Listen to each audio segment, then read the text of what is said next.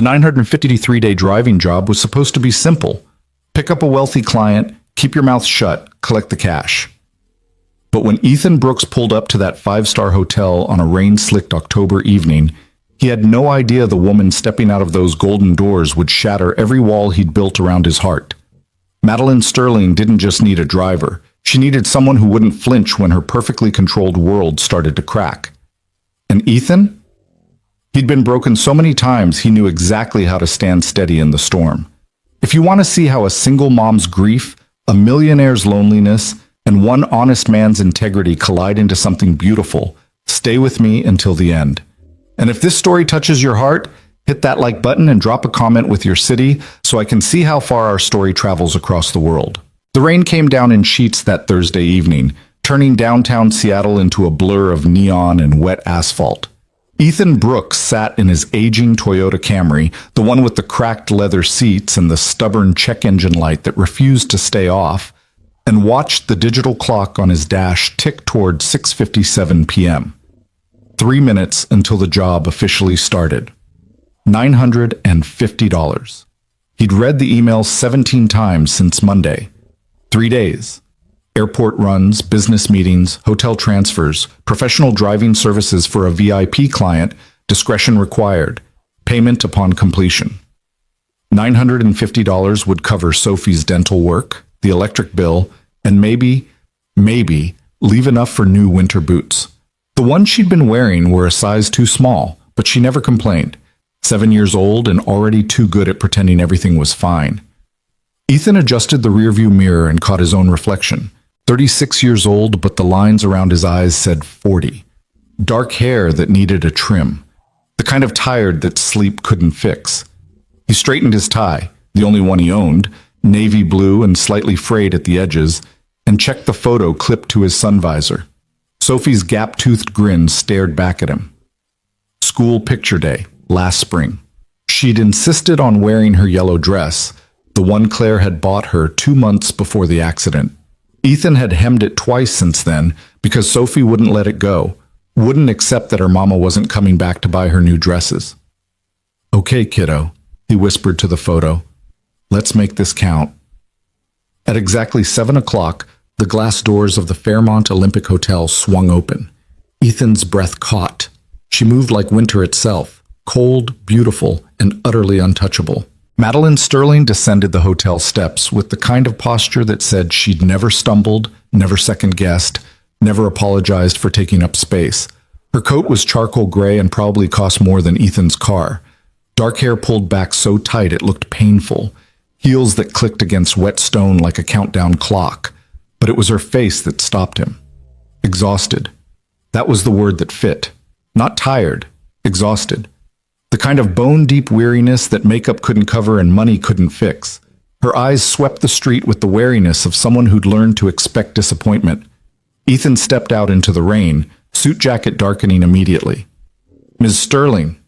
Those eyes locked onto him, gray-blue, like a winter sea, measuring, calculating, finding him wanting before he'd even spoken. "You're the driver." Not a question. "Yes, ma'am. Ethan Brooks." He extended his hand. She looked at it like it might bite her. After a beat too long, she shook it. Brief, cool, professional. "I assume you received the itinerary." "Yes, ma'am. 7 a.m. pickup tomorrow for your breakfast meeting at the Columbia Tower. After that, then you don't need me to repeat it." She moved toward the passenger door. Ethan hurried to open it, rain streaming down his collar. She slid into the seat with practiced efficiency, already pulling out her phone before he'd even closed the door. By the time he climbed behind the wheel, she had a Bluetooth earpiece in and was typing with both thumbs. "Airport," she said without looking up. "Alaska Airlines Terminal. My assistant's flight lands at 7:45. Ethan pulled into traffic, windshield wipers beating a steady rhythm. The city lights smeared across the wet glass like watercolor paint. He kept his eyes on the road and his mouth shut. 5 minutes passed. 10. The silence in the car felt like a third passenger, heavy and expectant. "I have rules," Madeline said suddenly. Ethan glanced at her in the rearview mirror. She still hadn't looked up from her phone. "Yes, ma'am?" "First rule? No small talk. I don't care about the weather, your day, or your thoughts on current events. I need quiet to work. Understood. Second, be on time. Not 5 minutes early, not 2 minutes late, on time. Yes, ma'am. Third, the temperature stays at 68 degrees, not 67, not 69. 68, got it. She finally looked up, eyes finding his in the mirror. Do you have any questions? Ethan kept his voice even. Just one. Do you prefer bottled water or Evian? Room temperature. My assistant will provide it. Understood. He paused, then added quietly, For what it's worth, Ms. Sterling, I'm just here to make your 3 days easier. Whatever you need, whenever you need it, I'll make it happen. And if what you need is silence, then I'll just listen. Something flickered across her face. Surprise, maybe. Or suspicion. Like he'd said something in a language she almost remembered but couldn't quite translate. Fine, she said finally, and went back to her phone. The airport run took 40 minutes in rain-thick traffic. Madeline made 6 phone calls, 3 in English, 2 in what sounded like French, 1 in Mandarin that left her rubbing her temples. Her assistant, a nervous young man named Marcus, practically vibrated with anxiety during the return trip. He kept apologizing for things Ethan couldn't identify. A delayed flight, a forgotten document, the rain itself. Madeline's responses were surgical. Fix it. I don't need excuses. I need solutions. Have it on my desk by 6 a.m. By the time they pulled up to the hotel at 9:30, Marcus looked like he might cry. Ethan opened Madeline's door. She swept out without a word, heels clicking toward the lobby. Marcus scrambled after her, juggling a briefcase and carry-on bag. Ms. Sterling, Ethan called. She turned, impatient, sharpening her features. Tomorrow, 7 a.m. I'll be here at 6:55. Was that almost a smile? It disappeared too quickly to tell. 6:55 is 5 minutes early? Yes, ma'am, but the first rule is silence and the second is punctuality. Figured I'd rather sin against Rule 1 than Rule 2. This time the smile definitely happened. Microscopic, but there. 6:55, she agreed and disappeared through the golden doors.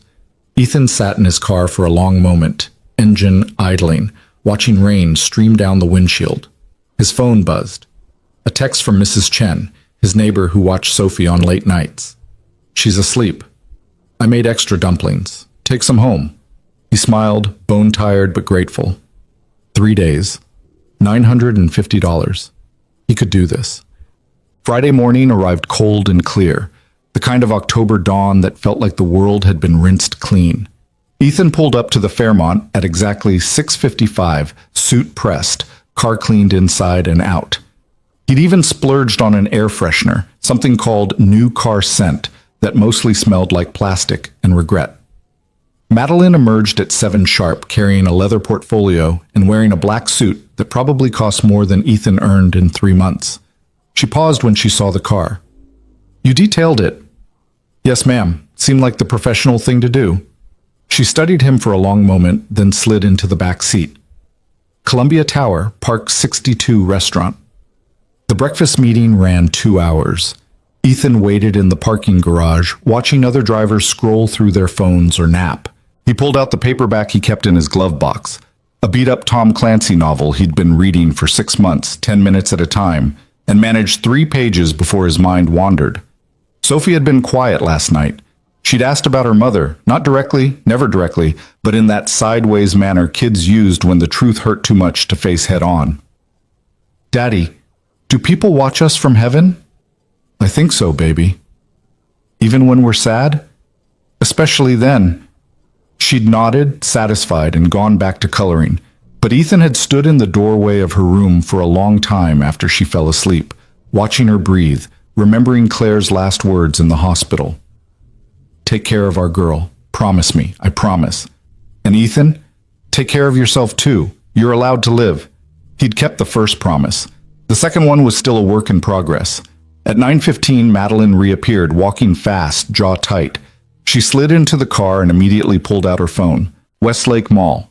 Executive offices, north entrance. Her morning unfolded in 90-minute blocks. Meeting, phone call, meeting, phone call.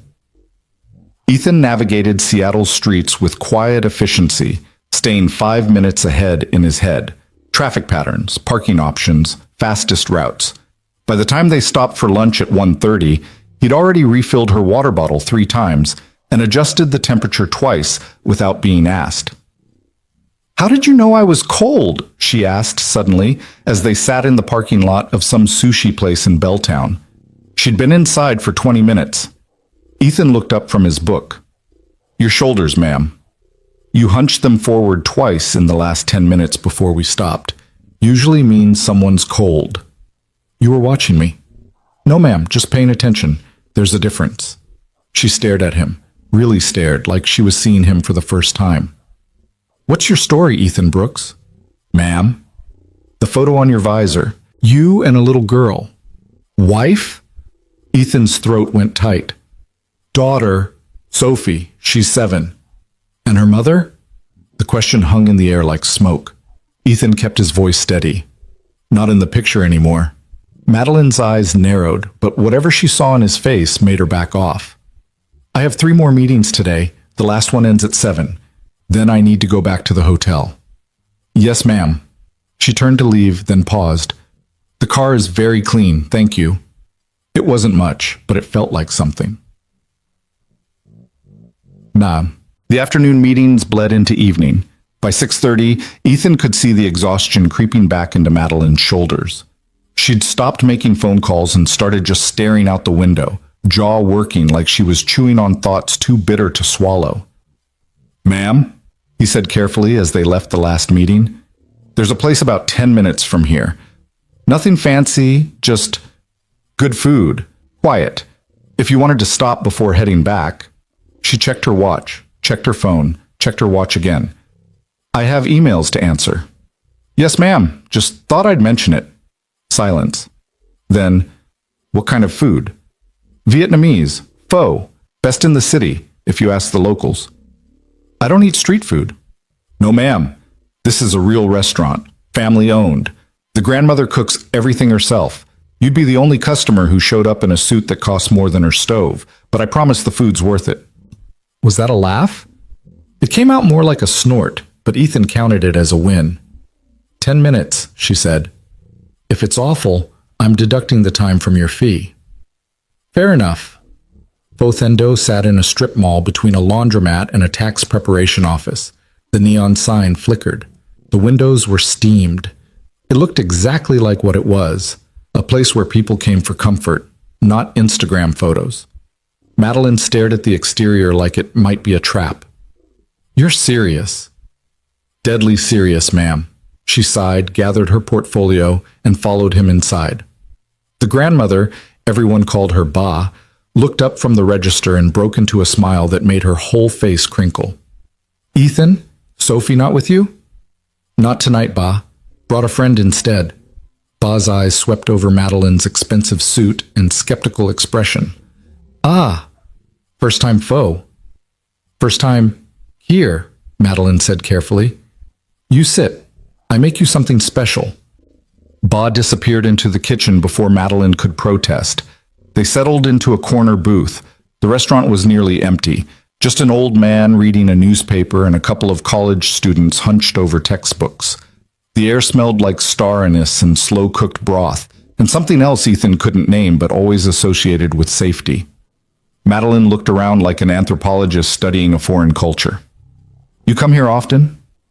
"Once a week, usually. Sophie loves the spring rolls.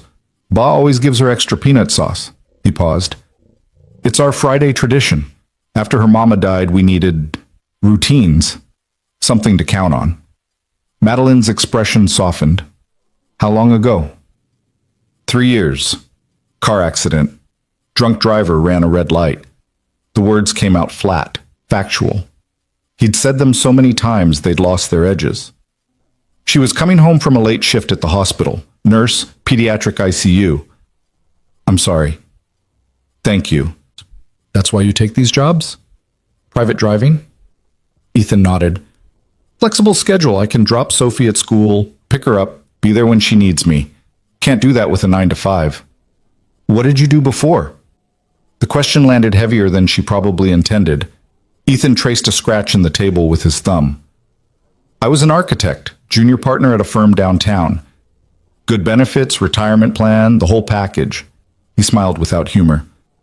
Then Claire died, and Sophie stopped sleeping, and I stopped being able to sit at a desk pretending to care about office park blueprints.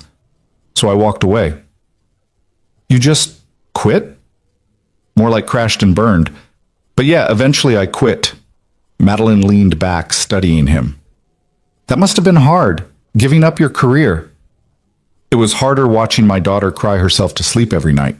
Ethan met her eyes. Some things matter more than a career, Ms. Sterling. Before she could respond, Ba appeared with two enormous bowls of pho, broth so clear it looked like amber, noodles piled high, beef sliced thin enough to see through. She set them down with a flourish, then added a plate of herbs, lime wedges, and chili sauce. You eat, she commanded Madeline. Too skinny. Work too much, I can see. Madeline actually smiled, small, but genuine. You sound like my mother. Smart woman, your mother. You call her? Not recently. You call her. Tonight.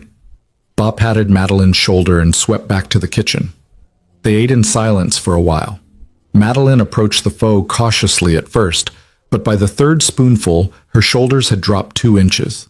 She added lime juice, mint, basil, built the bowl the way Ba had taught Ethan years ago. Okay, she admitted finally.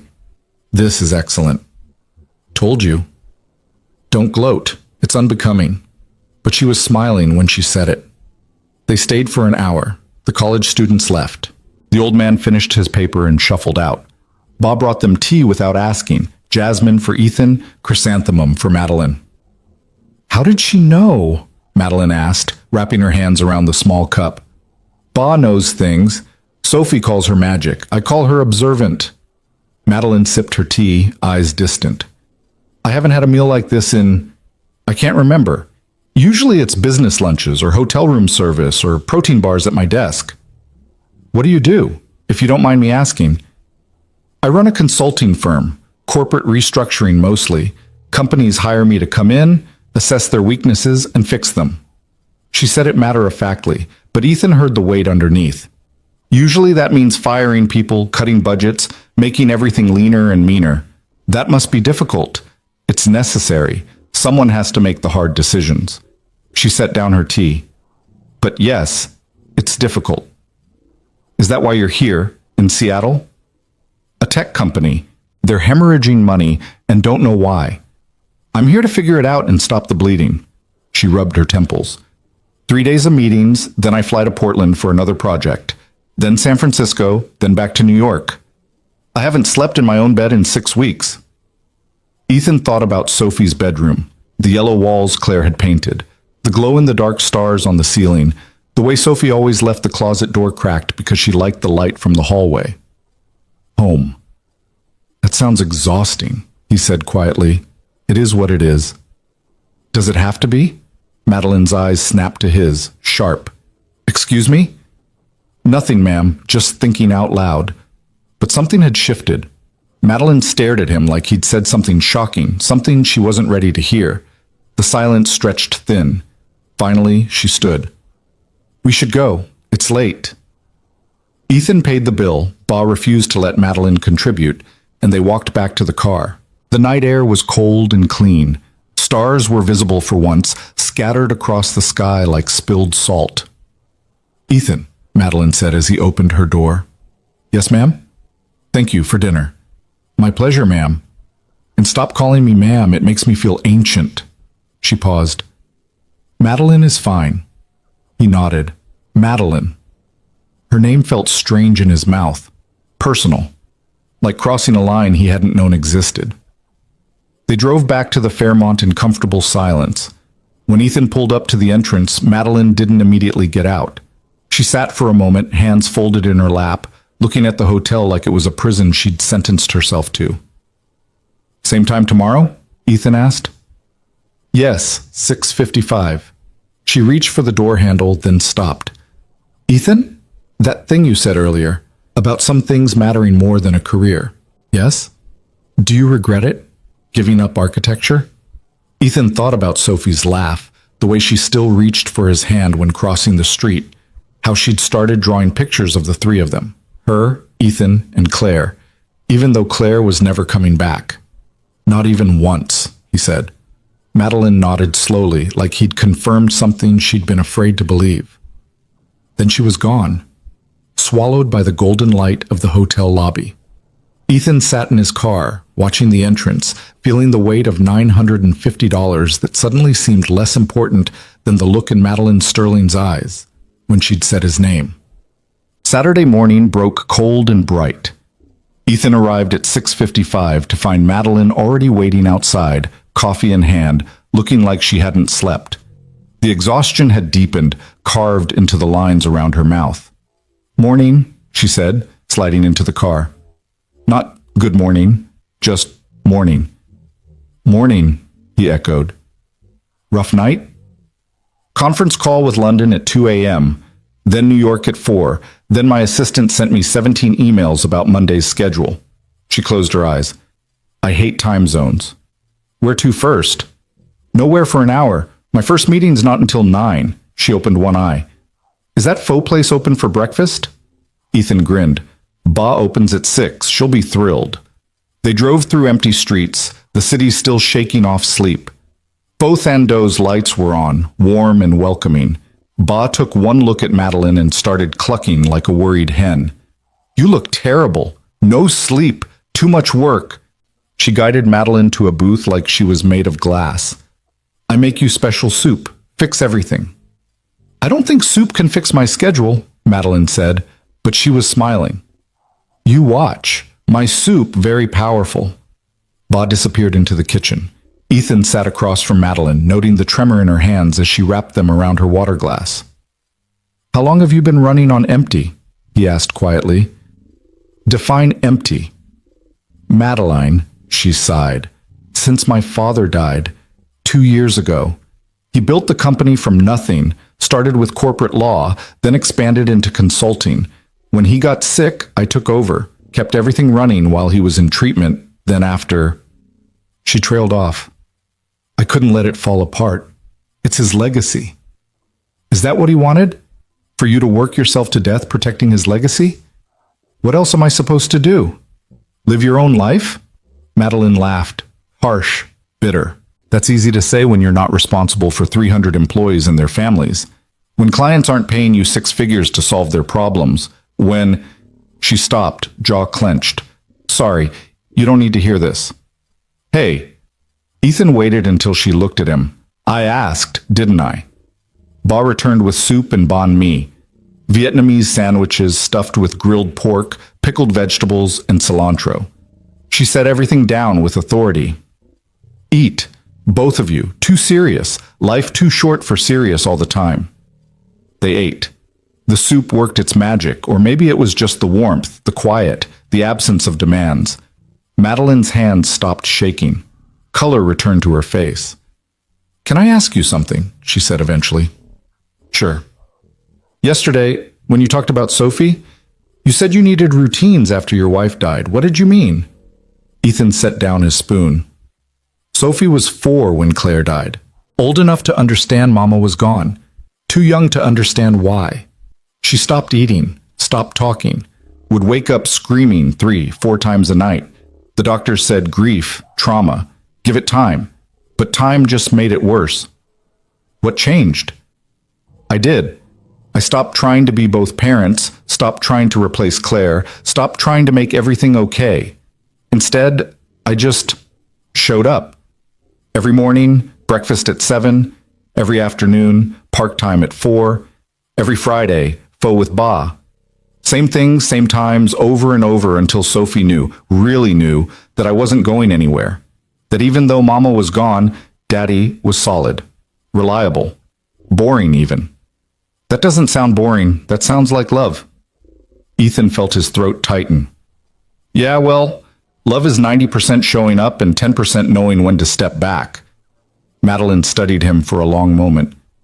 "You're not what I expected." "What did you expect?" "I don't know, someone trying to impress me. Someone angling for a bigger tip. Someone who saw me as a means to an end." She picked at her banh mi. "You're the first person in months who's treated me like a human being instead of a walking paycheck." "Maybe you should get better people in your life?" "Maybe I should." They finished breakfast as the sun climbed higher.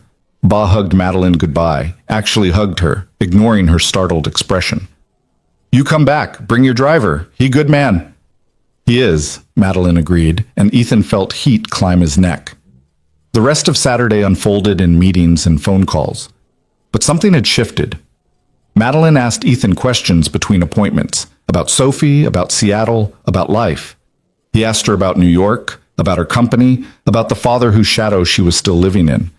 By late afternoon, they'd fallen into an easy rhythm. She'd look up from her phone and say, coffee, and he'd already be pulling into a drive-through. He'd see her rubbing her neck and adjust the seat warmer without being asked. You're good at this, she said as they waited outside her last meeting of the day. At driving? At paying attention. Comes with the territory. Sophie's 7. You learn to read the signs or you end up with a full-blown meltdown in the grocery store. Madeline smiled. I'd like to meet her, Sophie. The words hung in the air between them, an offer, a bridge, a risk. Ethan's heart kicked against his ribs. She'd like that, he said carefully. She's always asking me about work, about the people I drive. She likes hearing stories. What do you tell her? The truth, mostly, that everyone's got their own stuff, their own struggles, that sometimes people are rude because they're scared or tired or lonely, that kindness matters. Does she believe you? She's 7. She believes everything I say. He paused. For now, anyway. Give her a few years and she'll figure out I'm making it up as I go. I doubt that. At 7:30, Ethan pulled up to the Fairmont for what should have been the last time that day. But Madeline didn't get out. She sat in the back seat staring at her phone, jaw working. Problem? Ethan asked. Tomorrow's Sunday. My last day. Flight's at 6 p.m. She looked up and Ethan saw something in her eyes he hadn't seen before. Uncertainty. I don't have any meetings scheduled. I was supposed to work from the hotel, catch up on everything I've been putting off.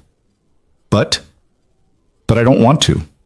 The admission came out quiet, almost ashamed. I don't want to sit in that hotel room and answer emails and pretend this weekend didn't happen.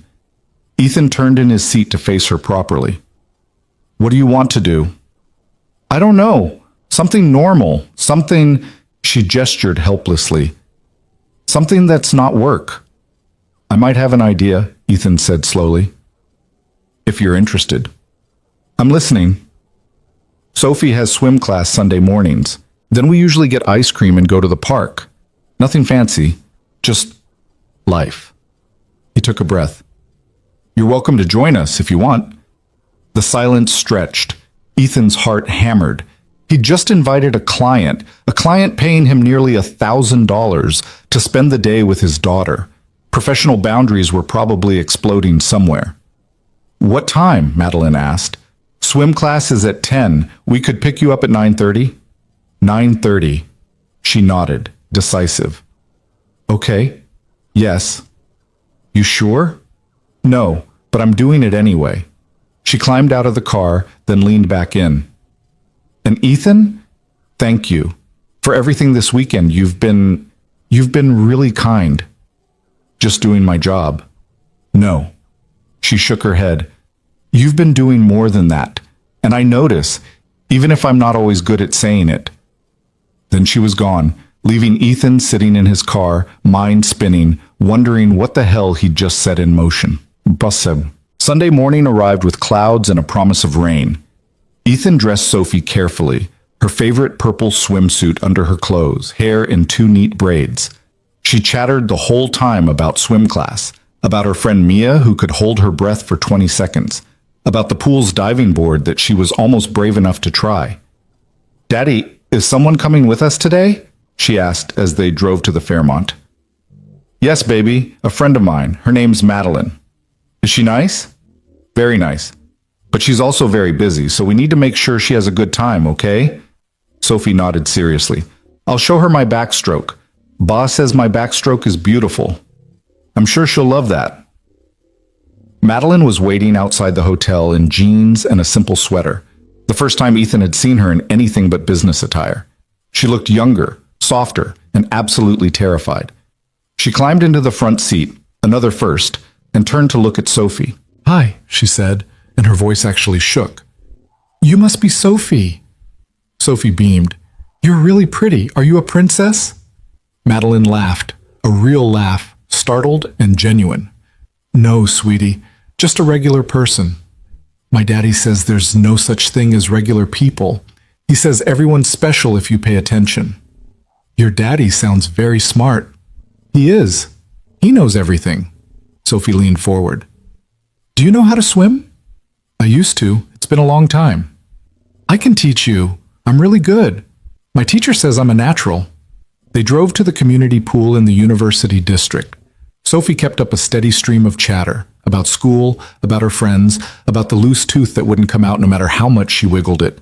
Madeline listened with the intensity of someone taking mental notes, asking questions that made Sophie light up. The pool was chaos. Kids shrieking, parents shouting, chlorine smell thick enough to taste. Sophie ran to join her class, then stopped and ran back. Daddy, will you watch? Always, baby. She turned to Madeline. You too? I wouldn't miss it, Madeline said, and meant it. They sat in the viewing area, plastic chairs and condensation-streaked windows, and watched Sophie paddle through her lesson. She waved every 30 seconds, checking to make sure they were still watching. She's wonderful, Madeline said quietly. She's my whole world.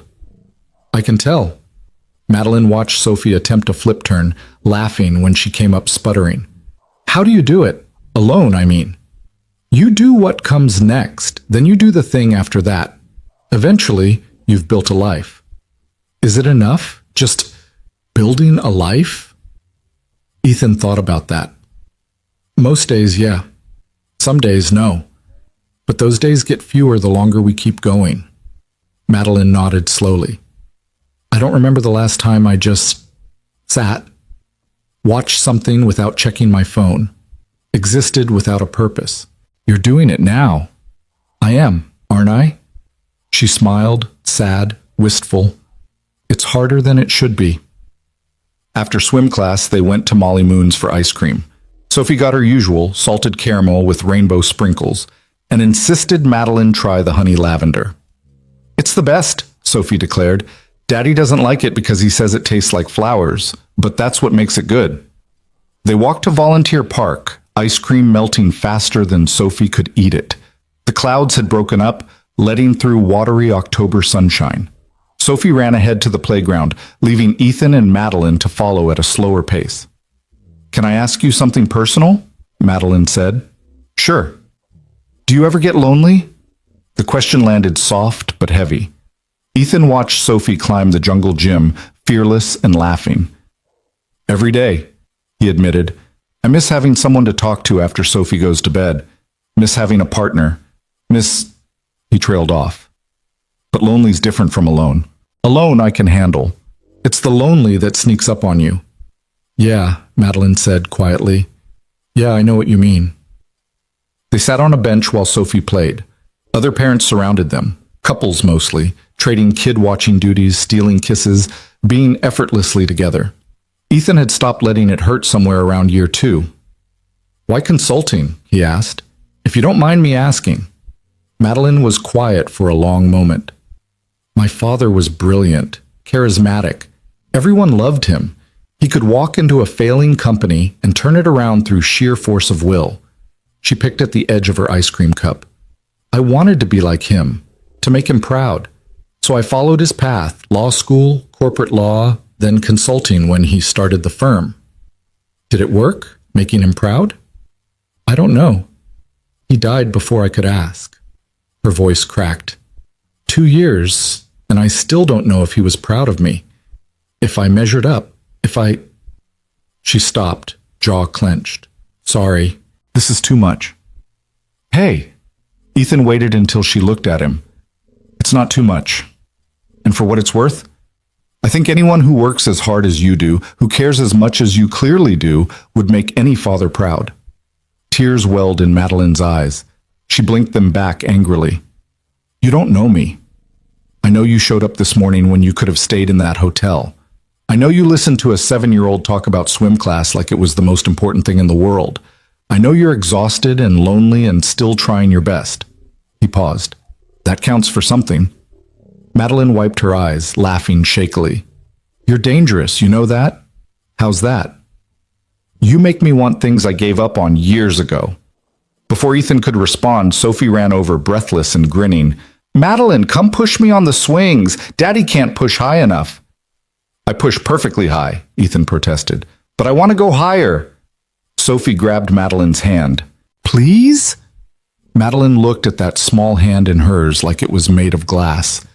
Then she stood, let herself be pulled toward the swings, and Ethan watched her transform. She pushed Sophie gently at first, then higher still, until Sophie was shrieking with delight and Madeline was laughing, really laughing, head back, uninhibited. Something shifted in Ethan's chest, something that felt dangerous and necessary all at once. They spent 2 more hours at the park. Sophie showed Madeline everything. The good climbing trees, the spot where she'd found a caterpillar last summer, the bench where she and Ethan sat when they needed to talk about sad things. Madeline absorbed it all, asked questions, remembered details. By the time they headed back to the car, Sophie was yawning, ice cream sugar crash setting in. She climbed into her car seat without protest, unusual, and was asleep before they'd left the parking lot. That was perfect, Madeline said quietly. Thank you for letting me be part of it. Thank you for being here.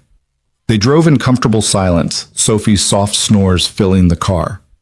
When they pulled up to the Fairmont, Madeline didn't immediately get out. I need to tell you something, she said. Okay. This weekend? These 3 days? They've been the first time in 2 years that I've felt like a person instead of a machine. She turned to face him, eyes bright. You and Sophie, you've given me something I didn't know I was missing. Ethan's heart hammered. Madeline, let me finish, please. She took a shaky breath. I don't know what this is. I don't know what I'm doing, but I know I don't want it to end here. I don't want to fly back to New York and pretend this was just a job. Just 3 days. Just nothing. What are you saying? I'm saying I'd like to see you again. If that's something you'd want. If I'm not completely misreading this situation. The moment stretched, fragile and enormous. In the back seat, Sophie shifted in her sleep, murmuring something about butterflies. You're not misreading it, Ethan said quietly, but I need you to understand something. I can't do temporary. I can't do casual. Sophie's been through too much, and I won't bring someone into her life who's going to leave. I understand. Do you? Because you live in New York. You work 80 hours a week. You're on planes more than you're on the ground. And I'm a single dad in Seattle who drives for a living because I can't handle the pressure of a real career anymore. He forced himself to meet her eyes. We're different worlds, Madeline. Different lives. I know. She reached out, hesitated, then took his hand. But I also know I haven't felt this alive in years. And maybe that means something. Or maybe it means we're both lonely, and this weekend was a beautiful exception to our regular programming. Maybe. She squeezed his hand. But what if it's not? Sophie stirred awake, blinking sleepily. Are we home? Almost, baby, Ethan said. Madeline has to go catch her plane. Sophie's face fell. Already? Madeline turned in her seat. Yeah, sweetie, but thank you for today. For teaching me about swimming and ice cream and good climbing trees and... Will you come back? The question hung in the air. Madeline looked at Ethan, then back at Sophie, and something in her face shifted. Decision, determination, fear, all mixed together. I'd like to, she said, if that's okay with you and your dad. Sophie looked at Ethan. He nodded. Okay, Sophie beamed. Next time, I'll show you my room. I have glow-in-the-dark stars and everything. I can't wait. Madeline climbed out of the car slowly, reluctantly. She pulled a business card from her purse and handed it to Ethan. My cell number's on here. Call me. Or text. Or anything. Madeline, please. Even if it's just to tell me this was a mistake. I need to know. He took the card. This isn't a mistake. No? No. But it's also not simple. Nothing worth having ever is. She smiled, brave, uncertain, hopeful. Goodbye, Ethan. Sophie. Bye. Sophie waved frantically. They watched her walk into the hotel, shoulders straight, head high. But just before she disappeared through the doors, she turned and looked back, waved, smiled. Then she was gone. Sophie chatted about the day the whole drive home, about Madeline's laugh, about how pretty she was, about how she wanted to show her everything next time. "Did you like her, Daddy?" "Yeah, baby, I did." "Good, me too." That night, after Sophie was in bed, Ethan sat at his kitchen table and stared at Madeline's business card. Madeline Sterling, CEO, Sterling Consulting Group. A New York address. A world away. His phone was in his hand before he could talk himself out of it. "Made it to your flight okay?" 3 minutes later, his phone buzzed. "Boarding now. Can't stop thinking about today. About you. About Sophie. Is that crazy? If it is, we're both crazy." "Good. I like the company." Ethan smiled, chest tight, with something that felt like hope and terror in equal measure. "Get home safe. Talk soon. Promise?" "Promise." He set down his phone and looked at Sophie's photo on the fridge, her gap-toothed grin, her yellow dress, her unshakable belief that everything would be okay as long as Daddy was there. "Take care of our girl," Claire had said, "and take care of yourself too. You're allowed to live." Maybe, Ethan thought, maybe it was time to try. The text came at 2:47 a.m. on a Tuesday, 3 days after Madeline's flight back to New York. "Can't sleep. Keep thinking about that faux place, about Ba telling me to call my mother. Did you know I actually did it?" Called her. "First real conversation we've had in 8 months." Ethan stared at his phone in the darkness of his bedroom, heart kicking against his ribs. He'd been lying awake anyway, replaying Sunday in his mind like a film he couldn't stop watching. "How'd it go?" The reply came immediately. "Hard. Good." She cried. I cried. "Apparently I've been disappearing into work just like Dad did." Her words, not mine. "Turns out everyone saw it except me. Sometimes we need outside eyes to see ourselves clearly." "Is that what you are?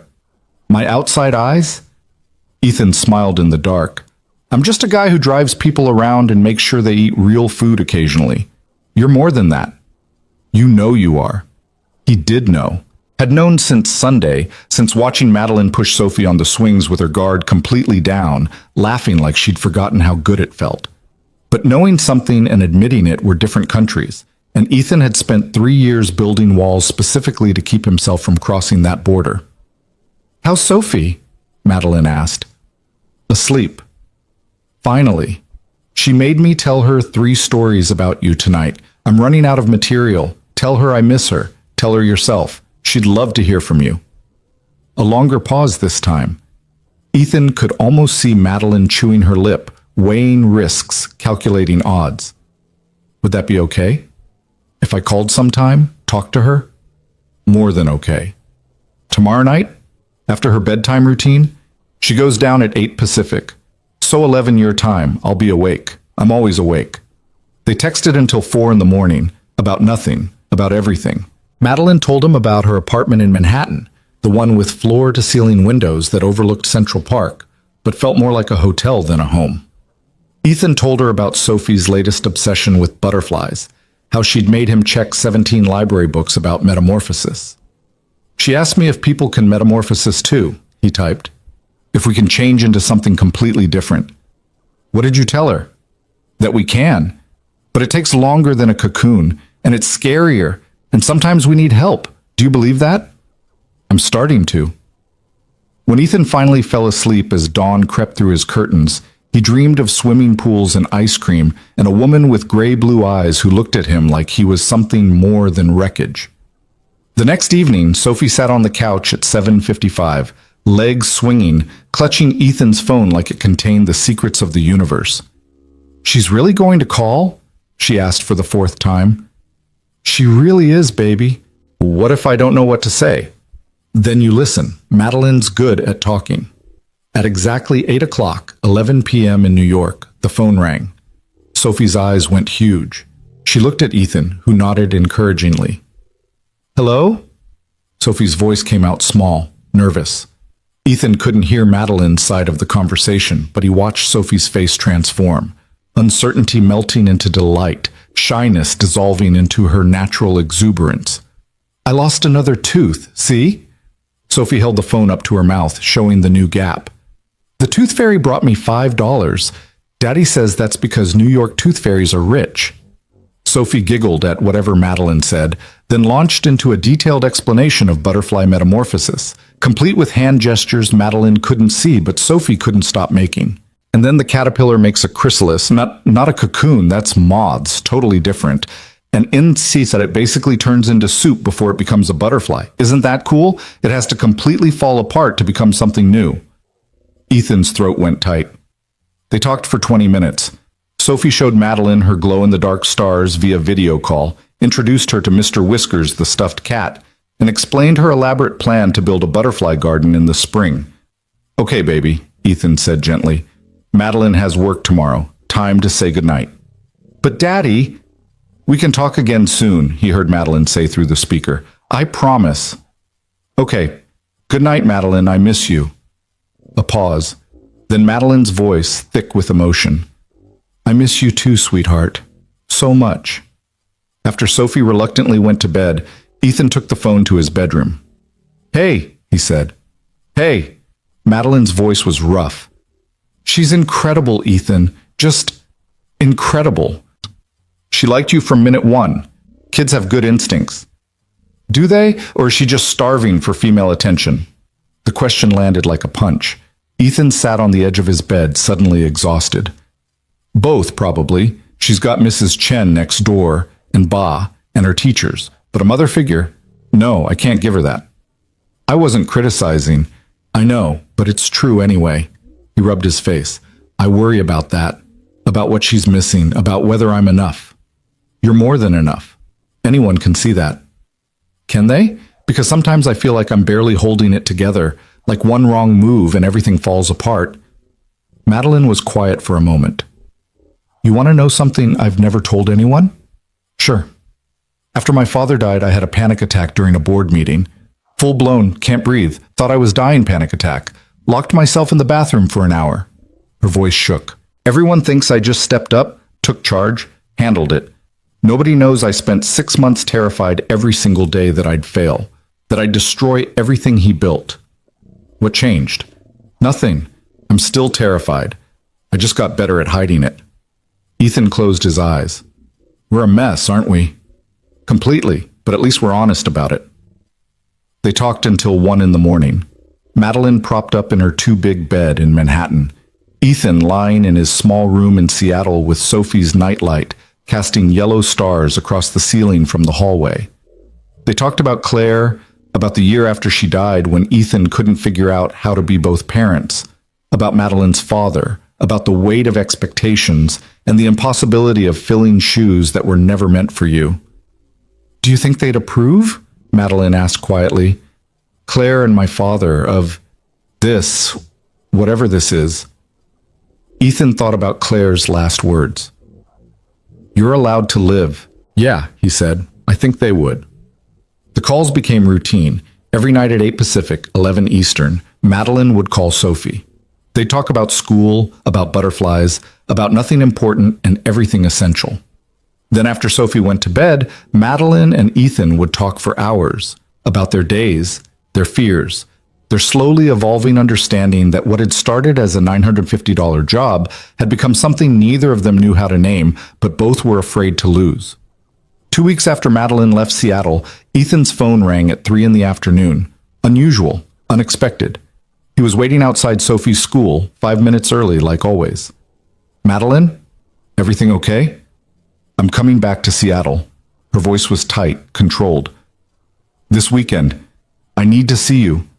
Ethan's heart lurched. What's wrong? Nothing's wrong. Everything's... She stopped. I have a meeting with a potential client on Friday, Boeing. They want to discuss a consulting contract. I fly in Thursday night, fly out Sunday morning. That's great, the Boeing contract, I mean. Ethan, she paused. I volunteered for it. Told my partner I needed to handle this one personally. He thought I was insane. I hate aerospace contracts. But it got me to Seattle, so I lied through my teeth about my expertise. You're flying across the country under false pretenses to see me? And Sophie, don't forget Sophie. That's insane. I know. Also kind of romantic. I was hoping you'd say that. He could hear the smile in her voice. Can I see you? Both of you? I know it's last minute and you probably have plans. Madeleine, breathe. Yes. Obviously, yes. Really? Really, Sophie's going to lose her mind. What about you? Ethan watched parents stream out of the school, collecting children, living their ordinary lives. I might have already lost mine. Good. I like the company. That night, when Ethan told Sophie that Madeleine was coming to visit, she actually screamed, a high-pitched squeal of joy that made Mrs. Chen knock on the wall they shared. Sorry, Ethan called. When? Sophie bounced on the couch like it was a trampoline. When? Thursday night. She has to work Friday, but she'll have time Saturday and Sunday morning. We have to clean everything and make the apartment pretty, and I need to finish my butterfly drawing. Sophie was already running to her room, leaving a trail of chaos behind her. Ethan sat on the couch, heart pounding, wondering what the hell he was doing. Madeleine Sterling was flying across the country to see him. She'd volunteered for a contract she didn't want, lied to her business partner, and rearranged her impossible schedule. For him. For them. His phone buzzed, a text from Madeleine. Second thoughts? Terrified thoughts. Me too. But I'm doing it anyway. Why? Because I can't stop thinking about you. Because Sophie talks about butterflies, and I think about metamorphosis and falling apart to become something new. Because for the first time in 2 years, I want something more than my father's approval. Ethan stared at the message for a long time. Then he typed, We're really doing this, aren't we? I think we are. Is that okay? He thought about Claire, about the promise he'd made, about Sophie's laughter and Madeleine's smile and the terrifying possibility that maybe, just maybe, he was allowed to have this. Yeah, it's okay. Thursday arrived like Christmas and a root canal combined. Sophie changed outfits 4 times. Ethan cleaned the apartment until his hands smelled like lemon cleaner and regret. By 7 p.m., when they pulled up to the airport arrivals terminal, Sophie was vibrating with excitement and Ethan's palms were sweating. Madeleine emerged through the automatic doors carrying a small overnight bag and looking like she'd run the whole way from New York. Hair slightly mussed, coat wrinkled, eyes bright and nervous. Sophie launched herself out of the car before Ethan could stop her. Madeleine! Madeleine dropped her bag and caught Sophie in a hug that looked like relief made physical. Hey, sweetheart, I missed you. I missed you more. I drew you 17 butterflies. Well, 16 butterflies and one that might be a moth, but I'm not sure. I can't wait to see them. Ethan climbed out of the car, suddenly shy. Madeleine looked at him over Sophie's head, and the expression on her face, vulnerable, hopeful, scared, made his chest tight. Hi, she said. Hi yourself. This is crazy, right? Completely. But we're doing it anyway. Apparently. She smiled. That real smile, the one she'd worn at the park, and Ethan felt something click into place. Something that had been loose and rattling around in his chest for 3 years suddenly settled. They drove back to Ethan's apartment in Ballard, a modest 2-bedroom in a building that had seen better decades. Sophie chattered the whole way, showing Madeleine her school artwork, her library books, her treasure box of special rocks and feathers. This is us, Ethan said as they climbed the stairs to the 3rd floor. It's not much. It's perfect, Madeleine said, and meant it. The apartment was small but clean, decorated with Sophie's artwork and Claire's photographs. A yellow couch that had seen better years. A kitchen table with mismatched chairs. Glow-in-the-dark stars on Sophie's ceiling, visible through the open bedroom door. Welcome to our world, Ethan said quietly. Madeleine set down her bag and looked around. Really looked, taking it all in. The stack of library books about butterflies, the photo of Ethan and Claire and baby Sophie on the mantel, the carefully organized chaos of a life built from scratch after everything fell apart. I love it, she said. Love it, Messias, she. Thank you for letting me in. Sophie grabbed Madeleine's hand. Come see my room. I have so much to show you. The next hour disappeared in butterfly drawings and bedtime negotiations. Sophie finally fell asleep at 9:30, clutching Mr. Whiskers, a smile on her face even in sleep. Ethan and Madeline stood in the doorway of Sophie's room, watching her breathe, not touching but close enough to feel each other's warmth. "She's going to be heartbroken when you leave," Ethan said quietly. "I know." "So am I." Madeline turned to look at him. "Then maybe I shouldn't leave." "Madeline, I'm not saying forever. I'm not saying move in. I'm just saying—" She gestured helplessly. "I don't know what I'm saying. I just know I don't want this to be temporary." They moved to the living room, settling on opposite ends of the yellow couch. Careful, cautious, like they were both afraid one wrong move would shatter whatever fragile thing they were building. "Tell me about the Boeing meeting," Ethan said, because it was safer than talking about feelings. "It's a disaster waiting to happen. They want me to assess their supply chain efficiency. I know nothing about aerospace supply chains." She laughed. "I'm going to get found out immediately. Or you're going to figure it out. You're brilliant, Madeline. You'll make it work." "You have a lot of faith in me." "Should I not?" She was quiet for a long moment. "My team thinks I'm losing my edge, taking too much time off, missing deadlines. I had to cancel 3 meetings to be here this weekend." "Do you regret it?" "Not even a little bit." She turned to face him fully. "That's what scares me. I've spent my entire adult life building this company, and now I'm blowing off meetings to fly across the country for a guy I've known for 3 weeks. When you put it that way, it does sound insane. But it doesn't feel insane, that's the thing. It feels like the first sane decision I've made in years." Ethan reached across the couch and took her hand. She gripped it like a lifeline. "I'm terrified," she admitted, "of this, of what it means, of how much I already care about you and Sophie." "You think I'm not terrified?" "Madeline, I've been alone for 3 years. I've gotten good at alone, safe in alone. And then you showed up in your expensive suit with your rules and your exhaustion, and suddenly alone feels like a prison instead of protection." "What are we doing, Ethan?" "I don't know, but I think we're doing it together." They sat in comfortable silence, hands linked, watching the city lights through the window. Finally, Madeline spoke. "I need to tell you something about my schedule." "Okay?" "I'm in Portland next week, San Francisco the week after. Then I have to be in New York for 2 weeks straight. Board meetings, client presentations, year-end planning." She gripped his hand tighter. "I can't promise regular visits. I can't promise anything except that I'll try." "That's all anyone can promise." "Is it enough?" Ethan thought about that. About phone calls at midnight and Sophie's face when Madeline walked through the door and the way his heart had started beating differently, faster, stronger, more alive. For now, yeah, it's enough. Madeline shifted closer on the couch, and suddenly they were inches apart instead of feet. Ethan could smell her perfume, something expensive and subtle. Could count the freckles on her nose that makeup usually covered. Could see the exact moment she decided to close the distance between them. The kiss was soft, tentative, questioning, like they were both asking permission and granting it simultaneously. When they pulled apart, Madeline's eyes were wet. "I didn't come to Seattle for a Boeing contract," she whispered. "I know. I came because I couldn't stand another night of just hearing your voice. I needed to see you, to know if this was real or just loneliness and late-night phone calls. And it's real." She kissed him again, firmer this time. Terrifyingly, impossibly real. They stayed up until 3 in the morning, talking and kissing and navigating the strange territory of 2 people who were too old to be reckless but too lonely to be careful. When Madeline finally fell asleep on the couch, head on Ethan's shoulder, he stayed perfectly still, afraid to move, afraid to breathe, afraid to do anything that might shatter the moment. Friday morning arrived too early.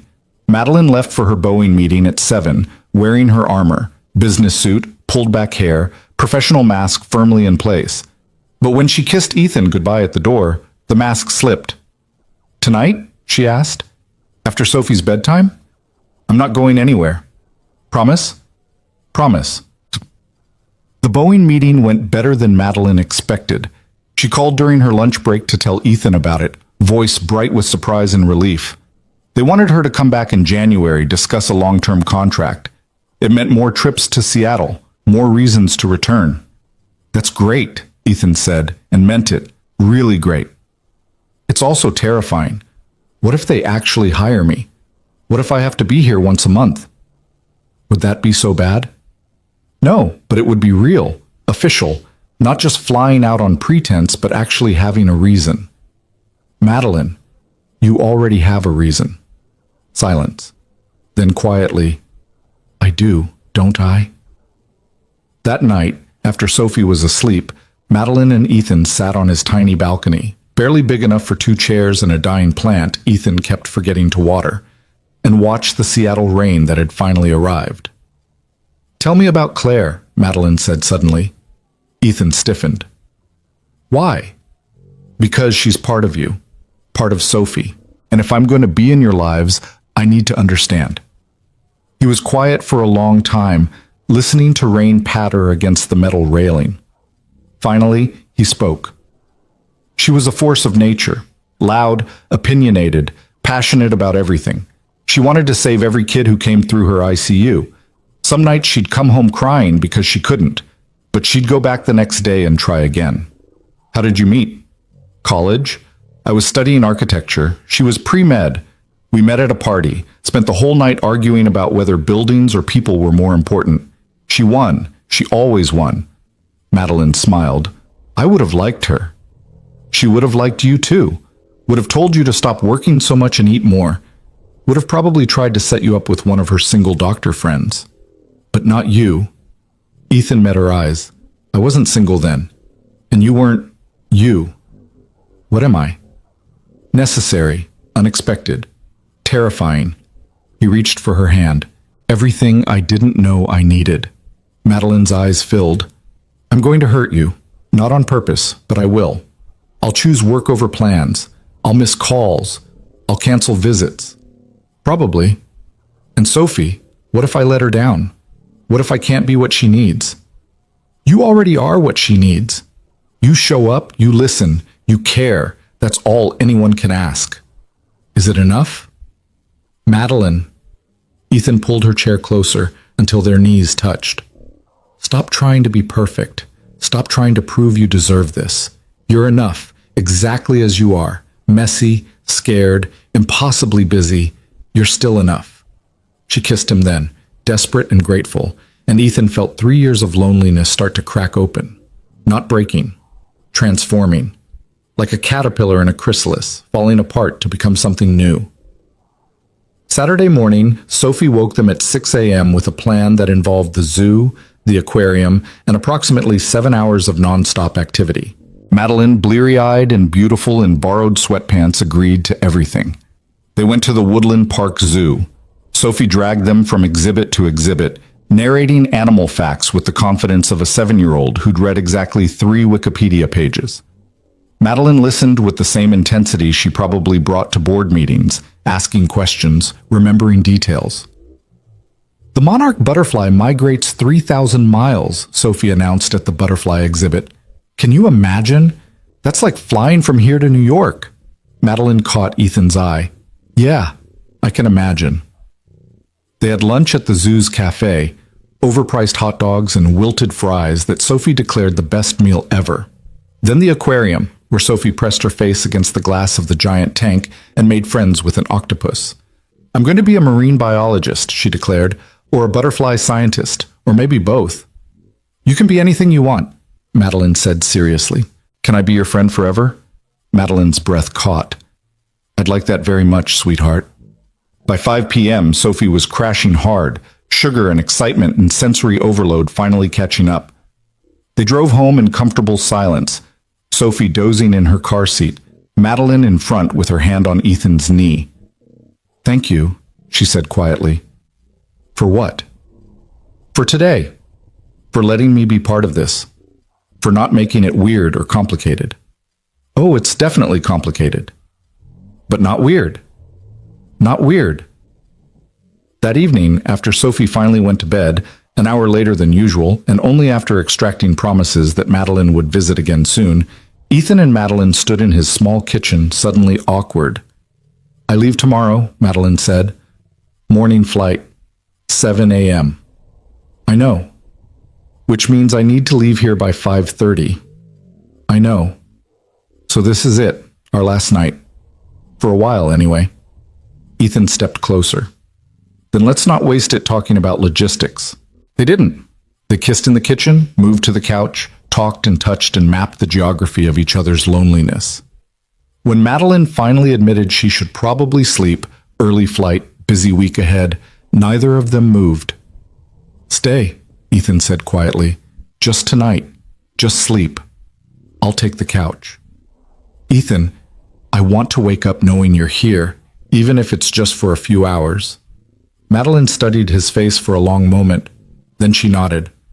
Okay, but I'm not kicking you out of your own bed. We're adults. We can share. They lay in Ethan's small bed, fully clothed, careful not to touch too much, and talked until 2 a.m. About everything and nothing. About Claire and Madeline's father, and the weight of expectations, and the lightness of letting go. I need to tell you something, Madeline said into the darkness. Okay. I think I'm falling in love with you. Ethan's heart stopped, started again, beat differently than before. I know it's too soon, she continued quickly. I know we barely know each other. I know it's insane and impractical and probably doomed. But I needed you to know, before I leave, before this becomes real. Madeline. You don't have to say anything. I think I'm falling in love with you too. She turned in the darkness, finding his face with her hands. Really? Really? And you're right. It's insane and impractical, but it's also the most honest thing I've felt in 3 years. They kissed until the alarm went off at 5 a.m. Too early, too soon, not enough time. They dressed in silence, Madeline borrowing Ethan's sweatshirt because the morning was cold and she wasn't ready to put her armor back on yet. Sophie was still asleep when they left. Ethan had kissed her forehead, whispered that he'd be back soon, and prayed she wouldn't wake up heartbroken. The drive to the airport felt both endless and too short. They didn't talk much. What was there to say that hadn't been said in the darkness of his bedroom, in whispered confessions and careful kisses? At the departure's curb, Madeline gripped his hand. I'll call tonight, after my meetings. We'll be waiting. Tell Sophie I'm sorry I didn't say goodbye. Tell her, her voice broke. Tell her I'll be back, as soon as I can. She knows, we both know. Madeline kissed him, urgent, desperate, already grieving, and then she was gone, swallowed by the automatic doors and the press of travelers and the relentless forward motion of a life that demanded she keep moving. Ethan sat in his car for a long time, watching planes take off, carrying people away to lives that continued spinning even when your own felt like it had stopped. His phone buzzed. A text from Madeline. Gate. Boarding soon. Already miss you. Miss you too. Fly safe. Ethan? Yeah? This is real. Us. Even when it's hard, even when it's complicated, it's real. I know. I'll be here when you're ready to come back. Promise? Promise. He drove home as the sun rose, painting Seattle in shades of gold and hope. Sophie was awake when he walked in, sitting at the kitchen table with tears streaming down her face. She left, Sophie whispered. Madeline left. Ethan knelt in front of his daughter, gathering her into his arms. She had to, baby. She has a job in New York, people counting on her. But she's coming back, right? She promised. She promised. Do you believe her?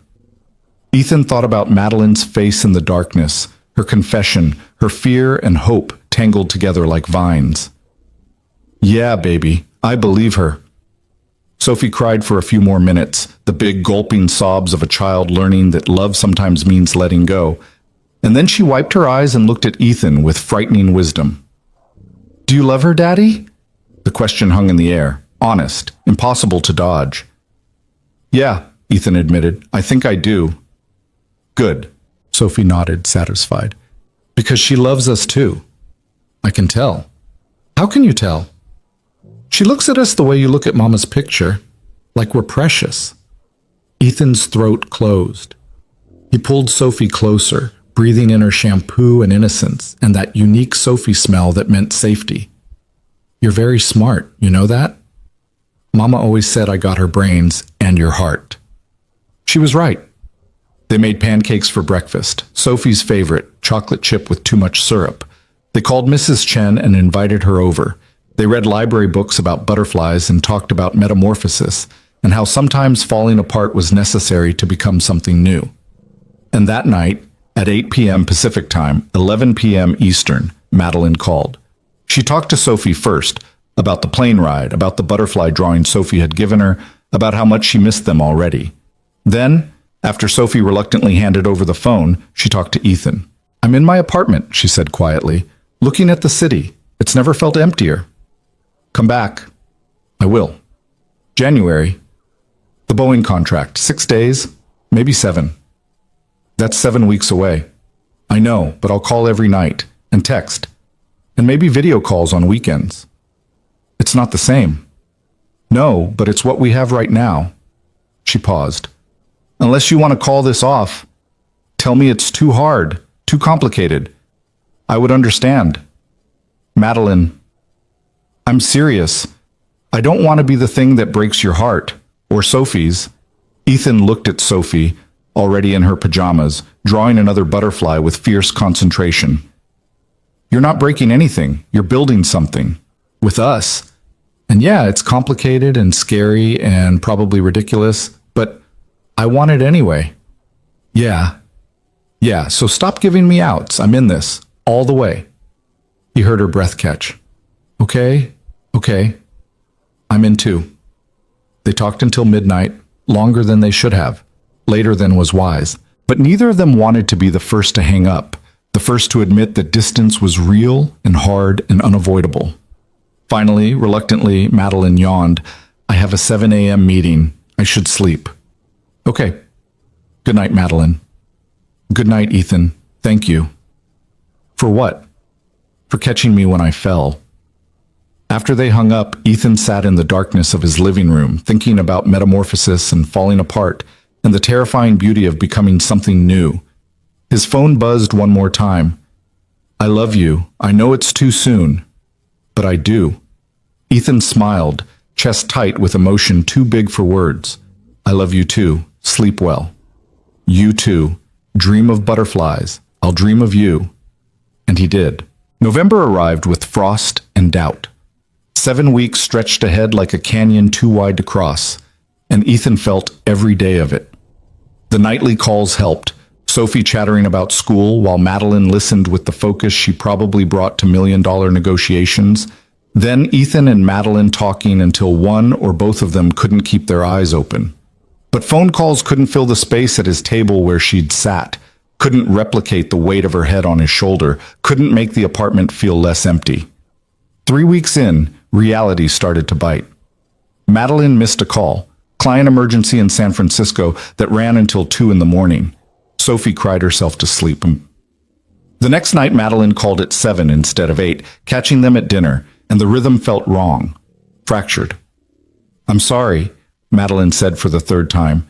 Yesterday was a disaster. The client threatened to walk, and I had to...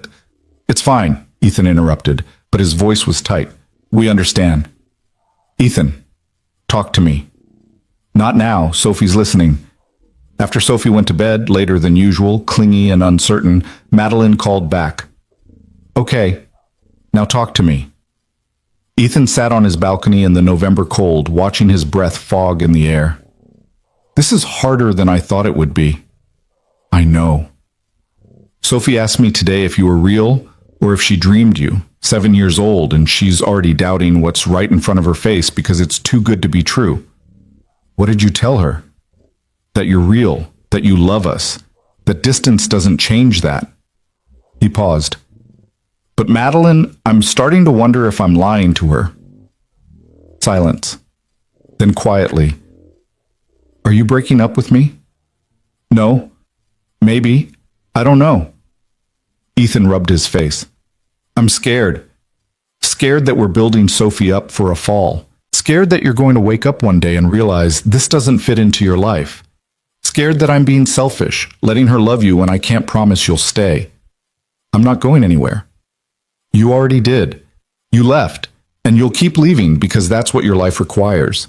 And maybe that's okay for us. We're adults. We signed up for complicated. But Sophie?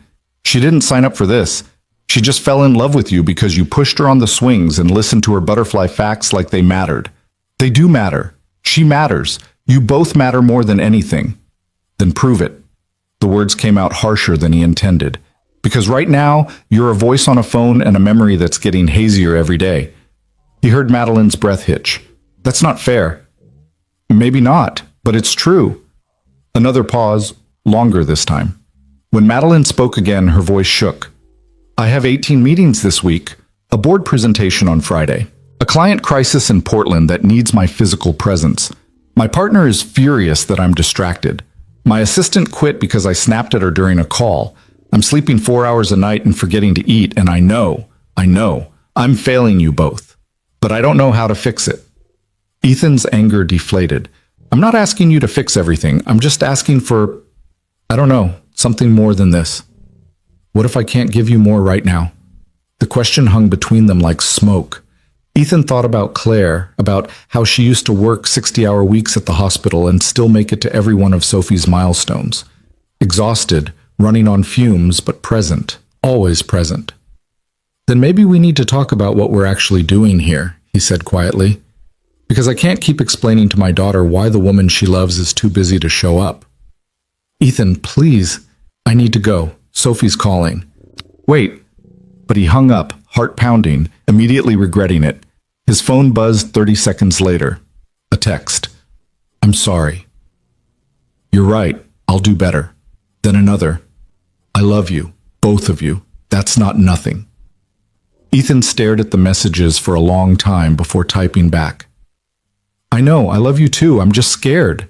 Me too, but we're worth being scared for. He wanted to believe her. He did believe her, but belief didn't make the next 4 weeks any shorter, didn't make the empty space at his table any less noticeable, didn't stop Sophie from asking every single day when Madeline was coming back. The low point came on Thanksgiving. They'd made plans. Madeline was supposed to fly in Wednesday night, spend the holiday with them, fly back Friday. Mrs. Chen had loaned them extra chairs. Sophie had made place cards with painstaking 7-year-old precision. Ethan had bought a turkey that was probably too big, but he wanted everything perfect. Tuesday night, Madeline called. Ethan knew before she said a word. Don't, he said. Please don't. Ethan, I'm so sorry. The Portland client, they moved up the deadline. If I don't present on Thursday, we lose a $3 million contract. So come Friday. We can do Thanksgiving Friday. I can't. I have to be in New York Friday morning. Board meeting that's been scheduled for months. Ethan closed his eyes. So you're not coming at all? I'll make it up to you. Christmas, I promise. I'll take the whole week off. I'll stop. His voice came out flat. Just stop making promises you can't keep. That's not fair. You know how important this contract is? $3 million, Ethan. That's not pocket change. And we're what? Convenient when your schedule allows? You know that's not true. Do I? Because from where I'm sitting, you've chosen work over us 3 times in the last month. Missed calls, canceled plans, and now this. I have responsibilities. People depending on me. I can't just abandon... What about us? Don't we depend on you too? Ethan's voice rose. Or are we just the thing that makes you feel good when the real life gets too hard? How dare you? Madeline's voice went cold. I have been killing myself trying to balance everything, working twice as hard so I can create space for visits, taking red eyes and missing sleep and rearranging my entire life, and you're acting like I'm doing this on purpose. Aren't you? Choosing the safe thing, work, over the scary thing, us? That's not... She stopped. I can't do this right now. I have a presentation to finish. Of course you do. What's that supposed to mean? It means there's always something more important, always. And Sophie and I are starting to realize where we rank. Silence. Then quietly, if that's what you really think, maybe we should take a break. The words landed like a punch. A break. Until I can figure out how to do this better. Until things calm down at work. Until you can fit us into your schedule? Until we're convenient? Ethan laughed bitterly. You know what? Fine. Take your break. Take all the time you need. Ethan, I have to go tell my daughter that the woman she loves isn't coming for Thanksgiving again. He hung up. This time, she didn't call back. Sophie took the news better than he expected, which was to say, she went quiet. Didn't cry, didn't throw a tantrum, just nodded and went back to coloring. But that night, Ethan found her place cards in the trash, torn into tiny pieces. "Baby," he said, kneeling beside her bed, "we can still have a nice Thanksgiving, just us, like old times." "I don't want old times." Sophie's voice was small. "I want Madeline." "I know, me too." "Did we do something wrong? Is that why she's not coming?" "No, baby, no. She just has work, important work." "More important than us?" Ethan didn't have an answer for that. They spent Thanksgiving at Mrs. Chen's apartment with 6 other neighbors who had nowhere else to go. The food was good. The company was kind. Sophie smiled and played with Mrs. Chen's grandkids who were visiting. But Ethan saw the way she kept checking his phone, hope flickering across her face every time it buzzed. Madeline didn't call, didn't text, nothing. By Friday, Ethan was equal parts furious and heartbroken. He threw himself into normalcy, park time, library books, helping Sophie with homework. They went to Pho Than Do, and Ba took one look at his face and made him her special soup without asking. "Where is your pretty friend?" she asked, setting down the bowl. "New York." "Ah," Ba nodded knowingly. "Too busy for soup?" "Too busy for a lot of things." "You fight?" "Something like that." Ba patted his shoulder. "Love is hard, distance is harder, but good soup helps everything." Ethan almost smiled. "I don't think soup can fix this." "You'd be surprised what soup can fix. Eat." That night, after Sophie was asleep, Ethan finally allowed himself to fall apart. He sat on his balcony in the freezing November air and let himself feel everything he'd been pushing down: anger, grief, betrayal, loss. Not just losing Madeline, but losing the version of himself that had started to believe happiness was possible again. His phone buzzed. A text from an unknown number. "This is Marcus, Ms. Sterling's assistant. She asked me to let you know she's okay. Working, not ignoring you on purpose. She wanted you to know." Ethan stared at the message. She couldn't even text him herself? Had to send her assistant? He typed back, "Tell Miss Sterling thank you for the update. We're fine." 3 dots appeared, disappeared, appeared again. "For what it's worth, she's a mess. Haven't seen her like this ever. Whatever happened between you two, she cares. A lot." Ethan wanted to throw his phone off the balcony. Instead, he typed, "Caring isn't enough." No response. He hadn't expected one. December arrived with snow and silence. Sophie stopped asking about Madeline after the first week. Ethan stopped checking his phone every 5 minutes after the second. By week 3, it almost felt like the whole thing had been a dream. A beautiful, painful, completely impractical dream. Then, on a Tuesday afternoon while Ethan waited outside Sophie's school, his phone rang. Not Madeline. Her business partner, someone named Richard, whose voice carried the weight of expensive education and inherited wealth. "Mr. Brooks?" "Richard Chen, Sterling Consulting. I hope I'm not catching you at a bad time." "Depends on why you're calling." "I wanted to apologize for Madeline, for Thanksgiving, for..." He sighed. "She's been impossible since then. Snapping at everyone, missing meetings, making uncharacteristic mistakes. Yesterday, she almost cost us a client because she wasn't paying attention." "Why are you telling me this?" "Because I've known Madeline for 15 years, since business school, and I've never seen her like this. Whatever happened between you two, it's destroying her." Ethan's chest tightened. She made her choice. Did she, or did she panic? Richard paused. "Look, I don't know you, don't know what you mean to her, but I know Madeline. She's brilliant, driven, and absolutely terrified of needing anyone. Her father was the same way. Worked himself to death trying to prove he didn't need help, didn't need support, could do everything alone. Madeline watched him die from that stubbornness, and now she's following the exact same path." "What do you want me to do about it?" "I don't know. Maybe nothing. Maybe I'm overstepping. But she has a contract negotiation in Seattle next week. Boeing. She's been avoiding it, trying to send someone else. I told her if she doesn't go, she's fired." "You can't fire her. She owns half the company. Technically true, but I can make her life hell until she does what she needs to do. Richard's voice softened. She needs to face this, Mr. Brooks. Face you. Face whatever she's running from. And she won't do it unless someone forces her hand. After Richard hung up, Ethan sat in his car, mind spinning. Sophie emerged from school, chattering about a science project, oblivious to her father's inner turmoil. That night, he called Mrs. Chen. I need a favor, big one. Anything, dear? Can you watch Sophie next week? Maybe a couple days? I might need to. I don't know what I need to do yet, but I need options. Of course, she can stay here. We'll make dumplings, watch movies, spoil her rotten. Thank you.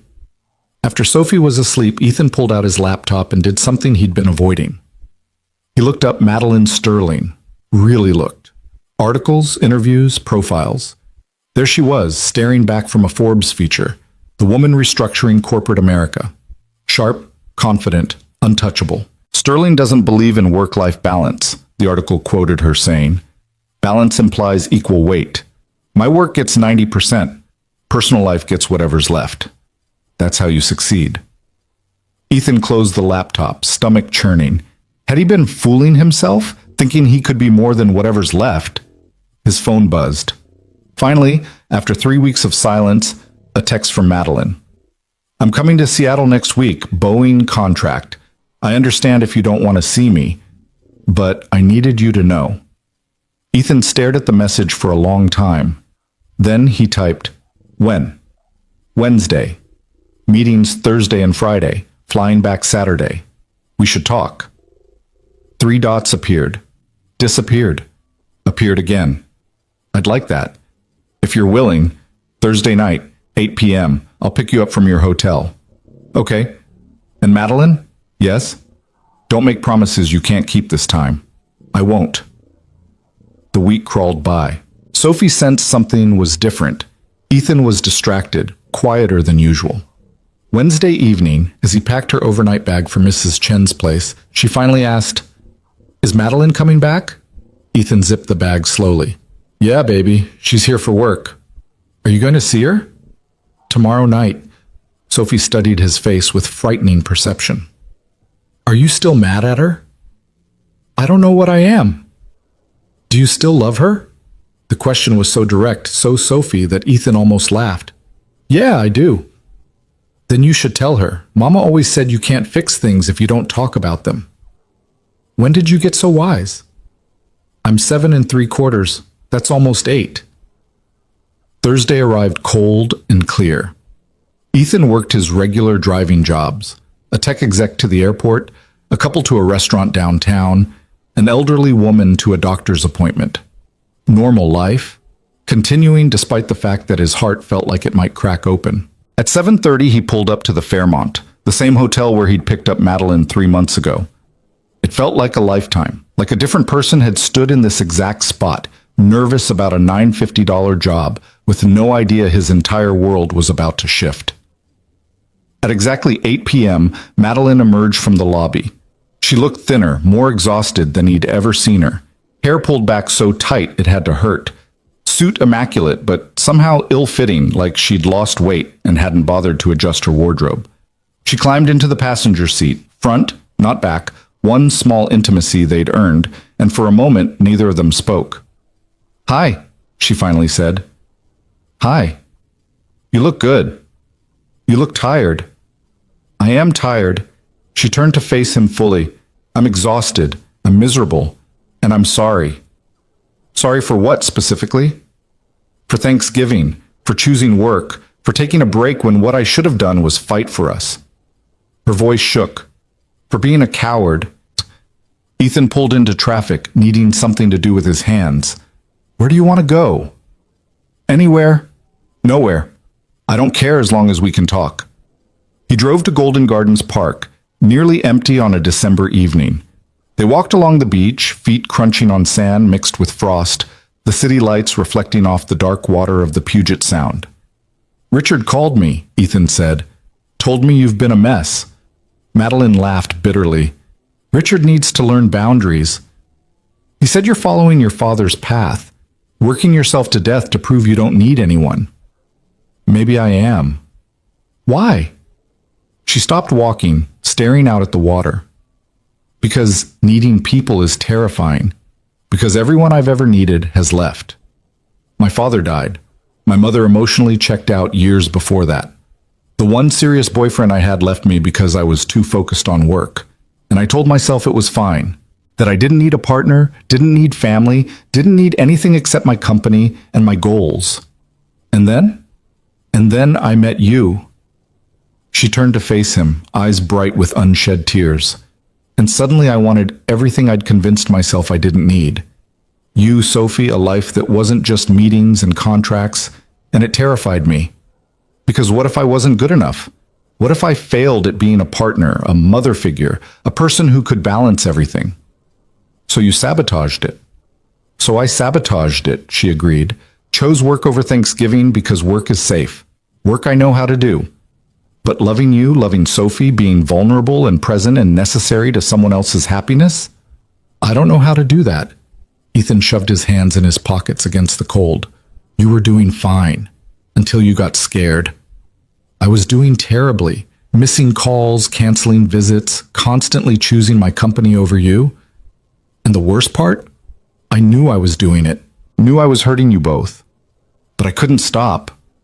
Why not? Because stopping meant admitting this was real, that you weren't just a beautiful interlude, but something permanent, something that would require me to change my entire life. She wiped her eyes. Do you know what I did after our fight? After you hung up on me? What?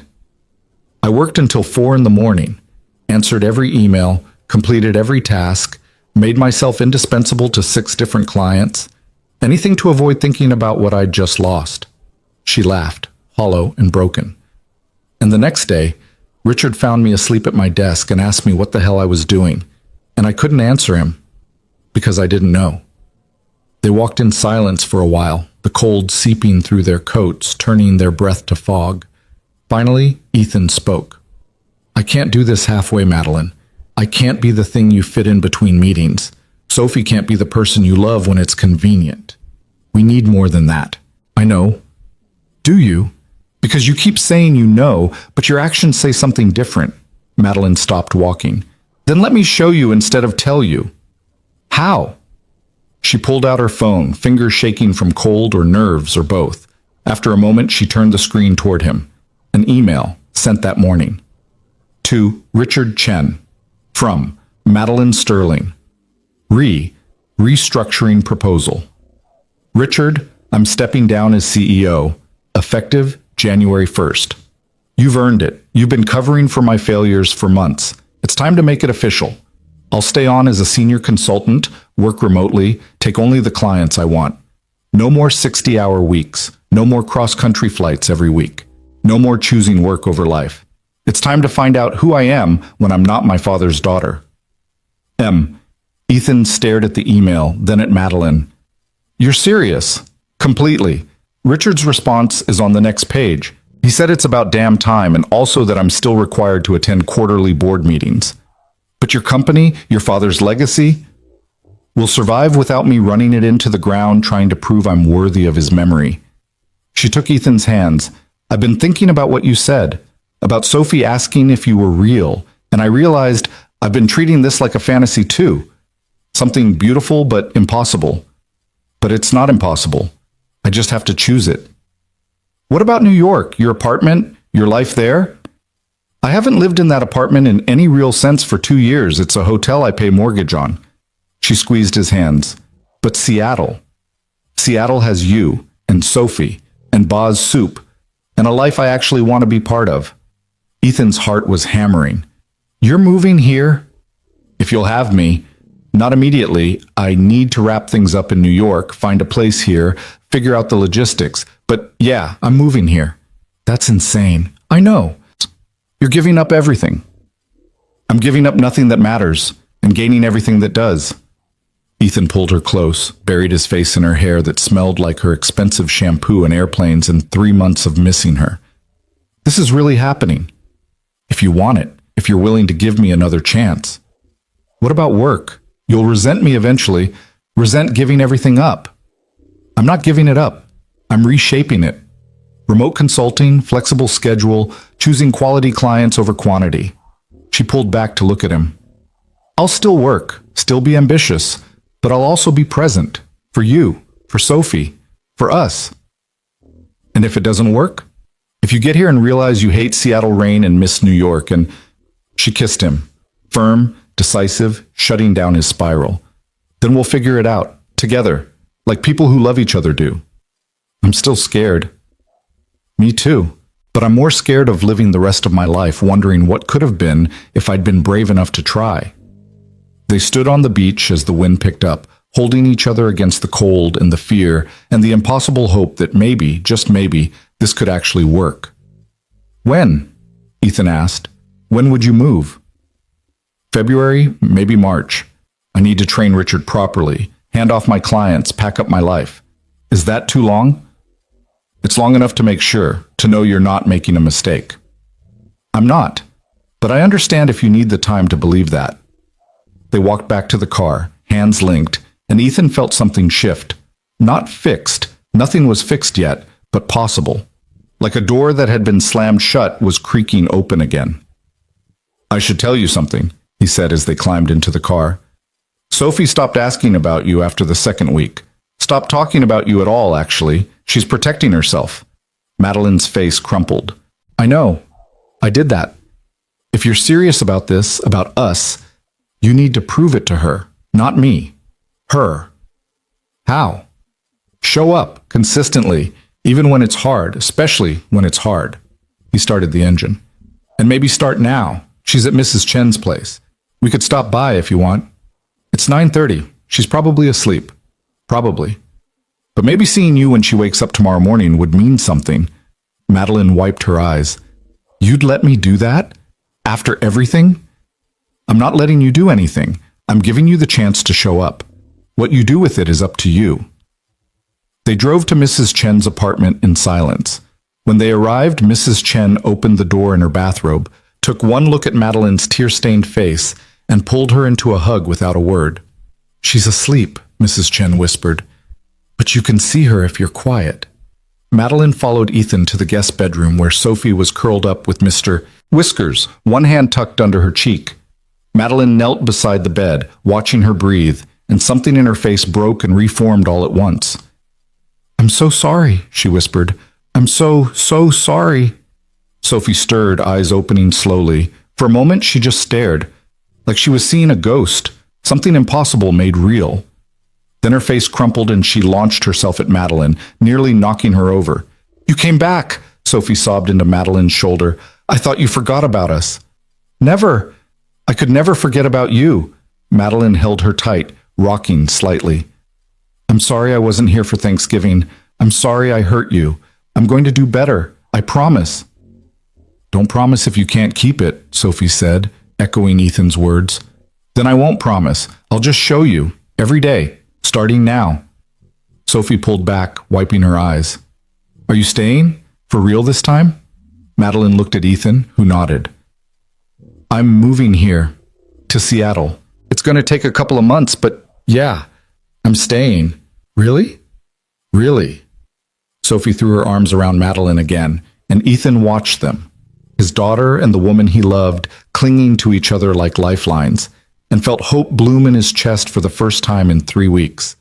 They stayed until Sophie fell back asleep, this time with a smile on her face.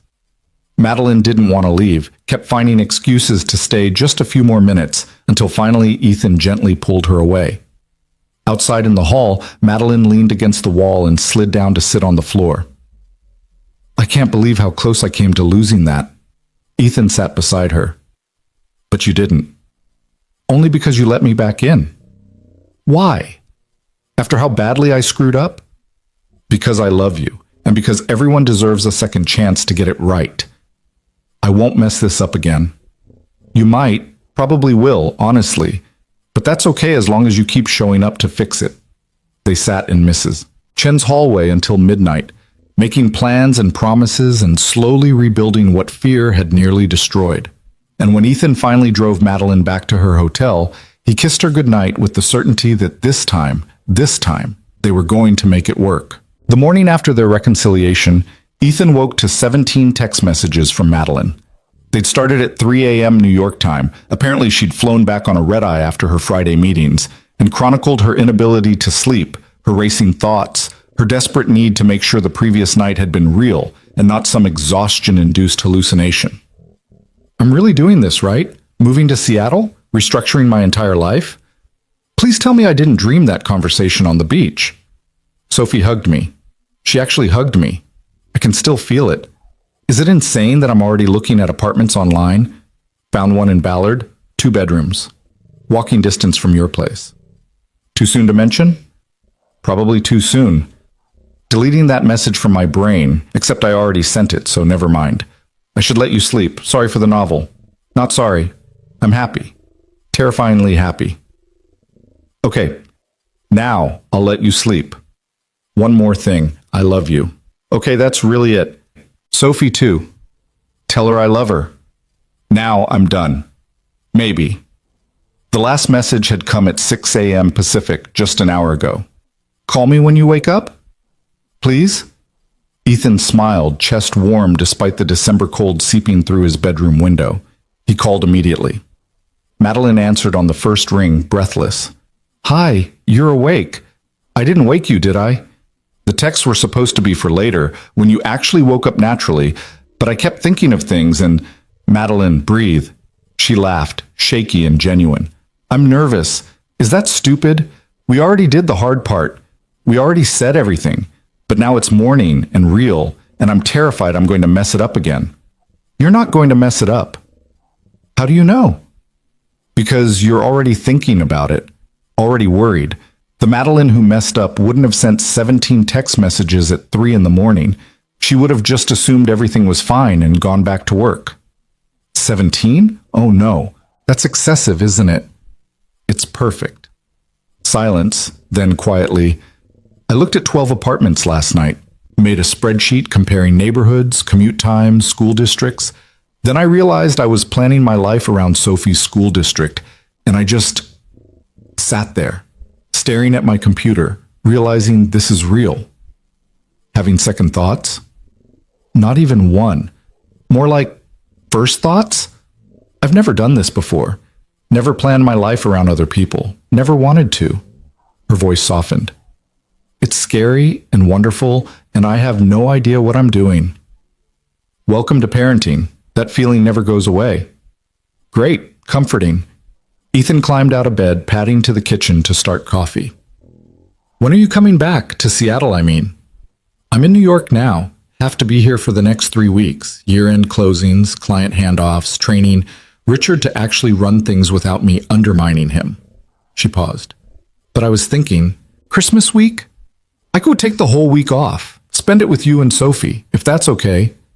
More than okay. Sophie will lose her mind. In a good way? The best way. They talked for another hour. Madeline from her 2 empty Manhattan apartment. Ethan making breakfast in his small kitchen. Normal conversation, domestic and easy, about nothing important. It felt like practice for a future they were both still learning to believe in. I should go, Madeline finally said. Richard wants to have lunch, probably to make sure I'm not having a breakdown. Are you? Maybe? But like a good breakdown, the kind where you realize you've been doing everything wrong and it's terrifying but also freeing.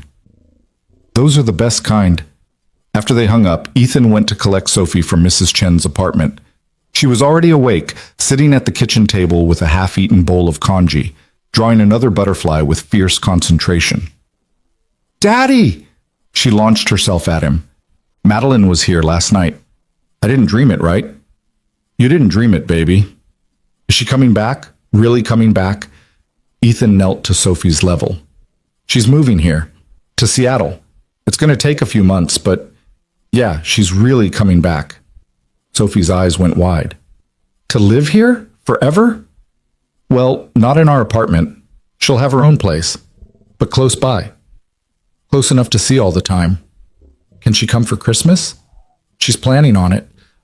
Sophie threw her arms around Ethan's neck, squeezing so tight he could barely breathe.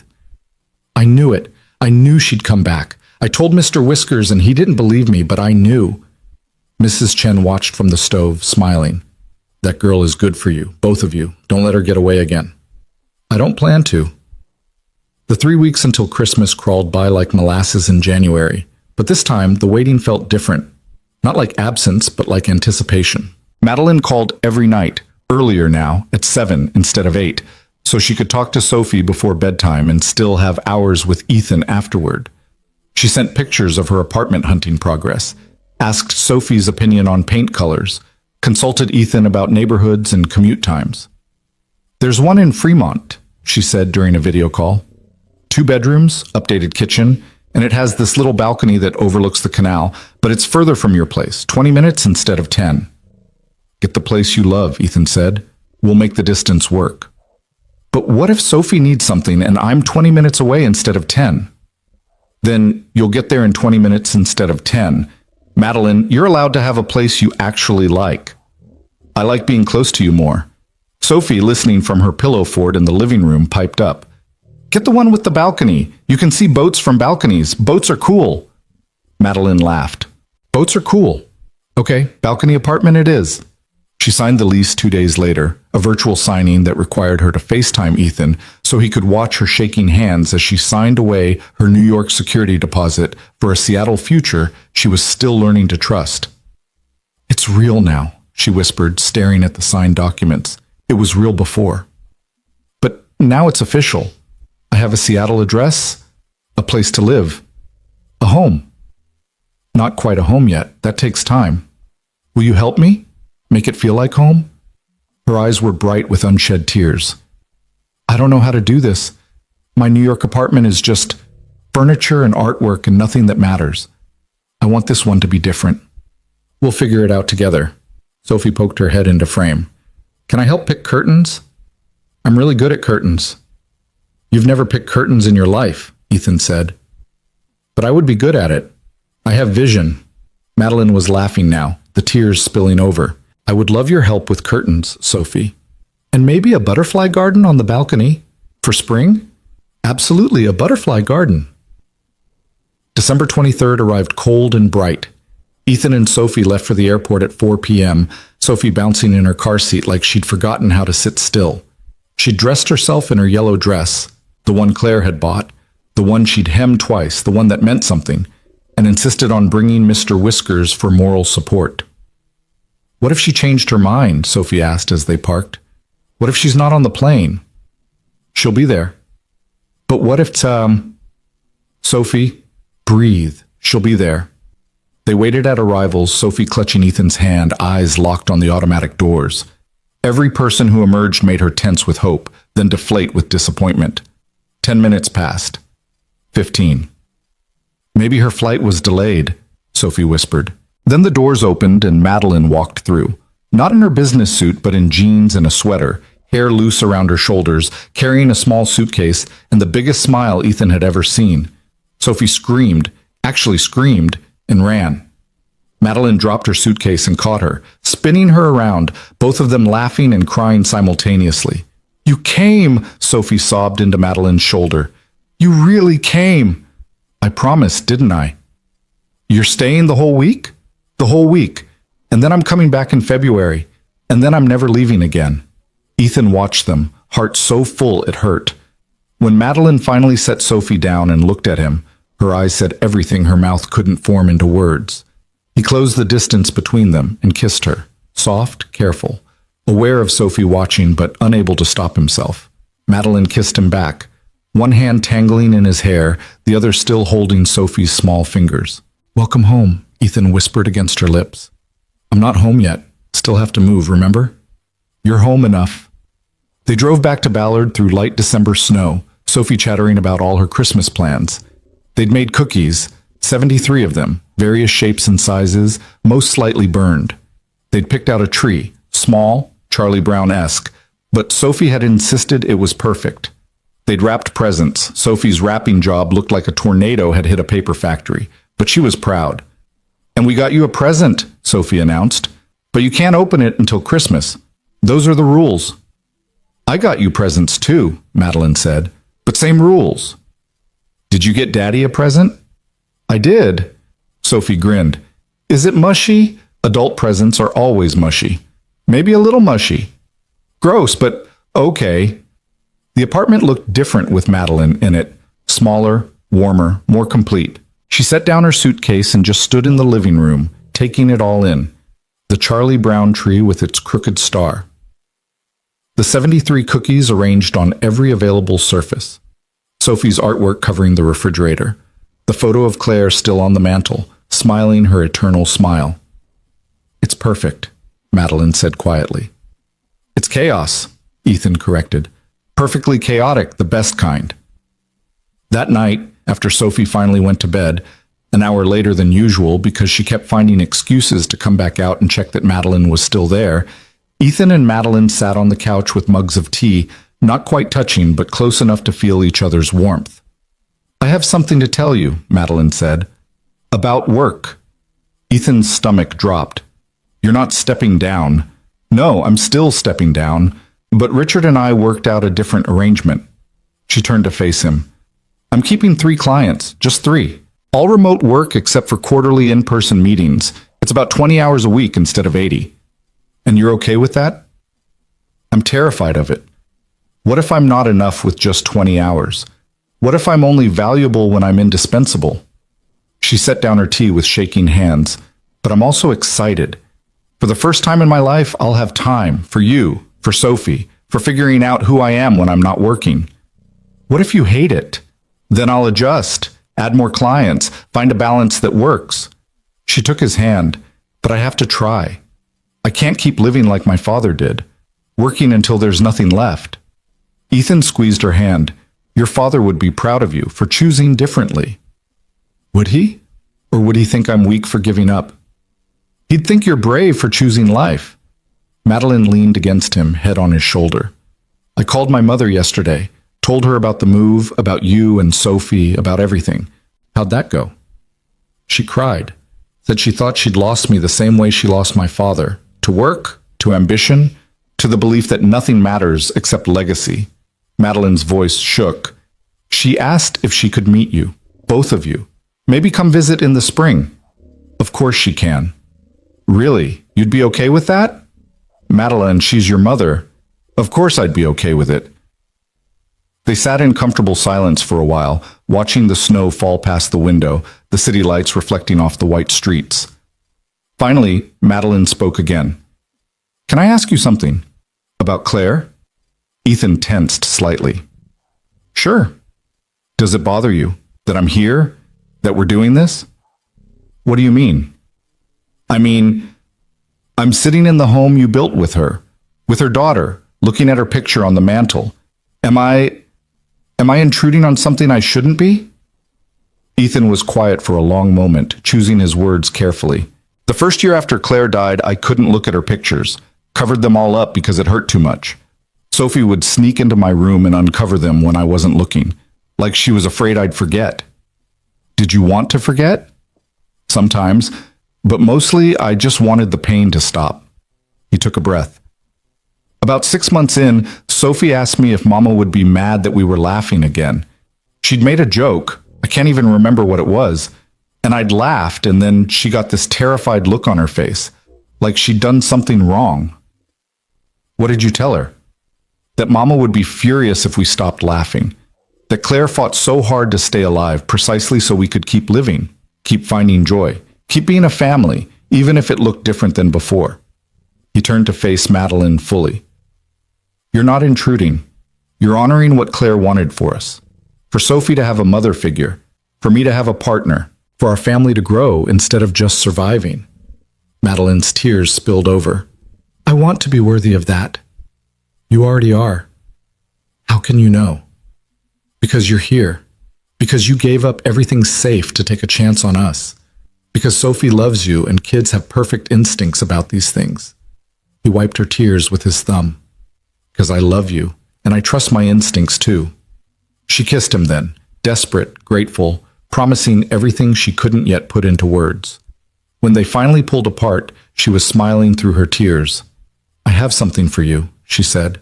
I know we're supposed to wait until Christmas, but I need to give it to you now. Madeline? She was already digging through her suitcase, pulling out a small wrapped package. Open it. Inside was a key, Simple, silver, with a small tag attached that read home. It's to my new apartment, Madeline said quickly. Not like move in immediately. We're not ready for that. But I wanted you to have it. To know you're always welcome. That it's not just my place, but yours too. And Sophie's. She was talking fast, nervous. Is that too much? It's too much. I can take it back. Ethan kissed her, stopping the spiral. It's perfect. Really? Really? He turned the key over in his hand, feeling its weight. I have something for you too. Was going to wait until Christmas, but now feels right. He disappeared into his bedroom, returning with a small box. Madeline's hands shook as she opened it. Inside was a delicate silver necklace with a small butterfly pendant. Simple, beautiful, unmistakably meaningful. Sophie helped me pick it out, Ethan said quietly. She said you needed a butterfly to remember us by when you're in New York. For the next 2 months until you move. Madeline couldn't speak, could only nod as fresh tears streamed down her face. Ethan took the necklace and fastened it around her neck. She touched the pendant like it was made of glass, like it might disappear if she looked away. I'll never take it off, she whispered. You don't have to. I'll never take it off, she repeated, firm. It's perfect. You're perfect. This is perfect.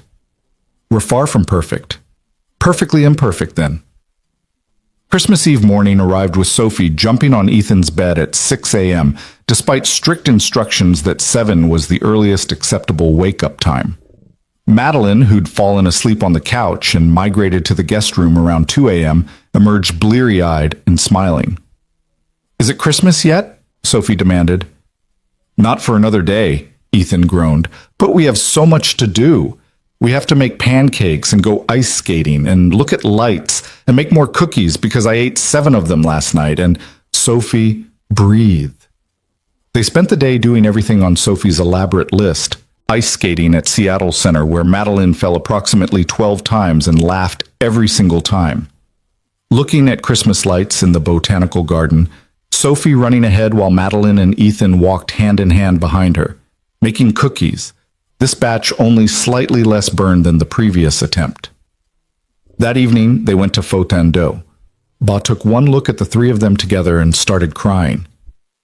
You came back, she said to Madeline, pulling her into a tight hug. Smart girl. Finally smart. Finally, Madeline agreed. They ate their soup slowly, savoring every moment. Sophie told Ba about Madeline's new apartment, about the butterfly garden they were going to plant, about how Madeline was moving to Seattle forever and ever.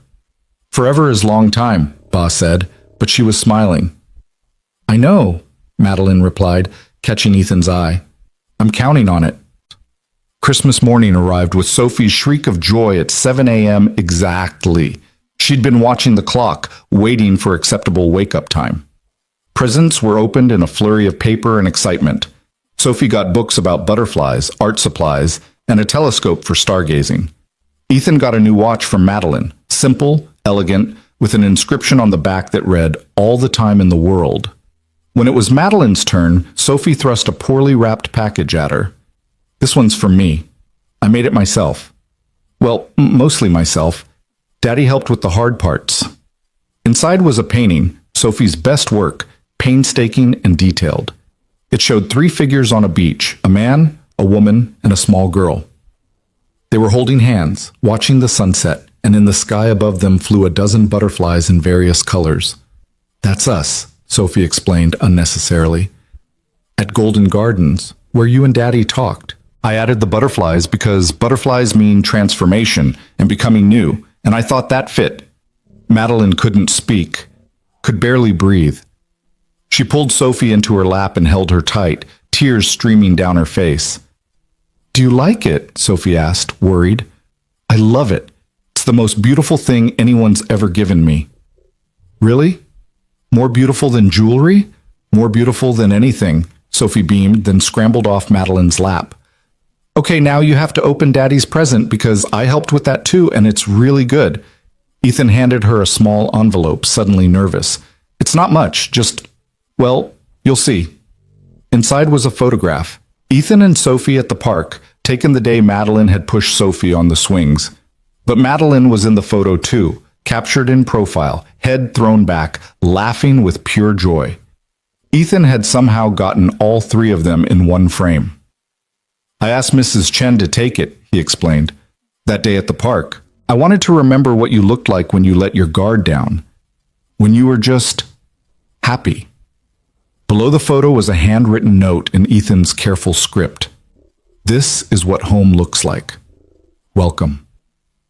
Madeline pressed the photo to her chest, unable to form words. Sophie patted her knee sympathetically. Grown-ups cry a lot at Christmas, she observed. Happy tears, Madeline managed. Still tears, though.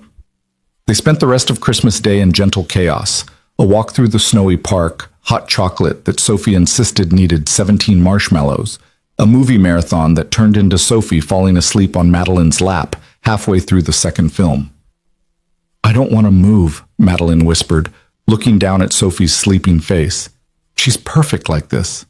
She's perfect always, Ethan said, but especially like this. They sat in comfortable silence, watching the snow fall past the window, the Christmas tree lights casting colored shadows across the room. Finally, Madeline spoke. I need to go back to New York tomorrow, for 6 weeks, to finish everything properly. I know.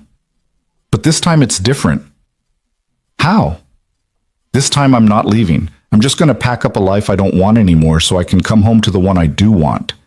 She touched the butterfly pendant at her throat. This time, I know exactly where I belong. Ethan kissed her forehead. 6 weeks. We can do 6 weeks. And then I'm here. Really here. Every day. Every morning. Every bedtime. Every burnt cookie and park visit and spelling test and scraped knee and butterfly lecture. Especially the butterfly lectures. Sophie stirred in Madeline's lap, mumbling something about cocoons.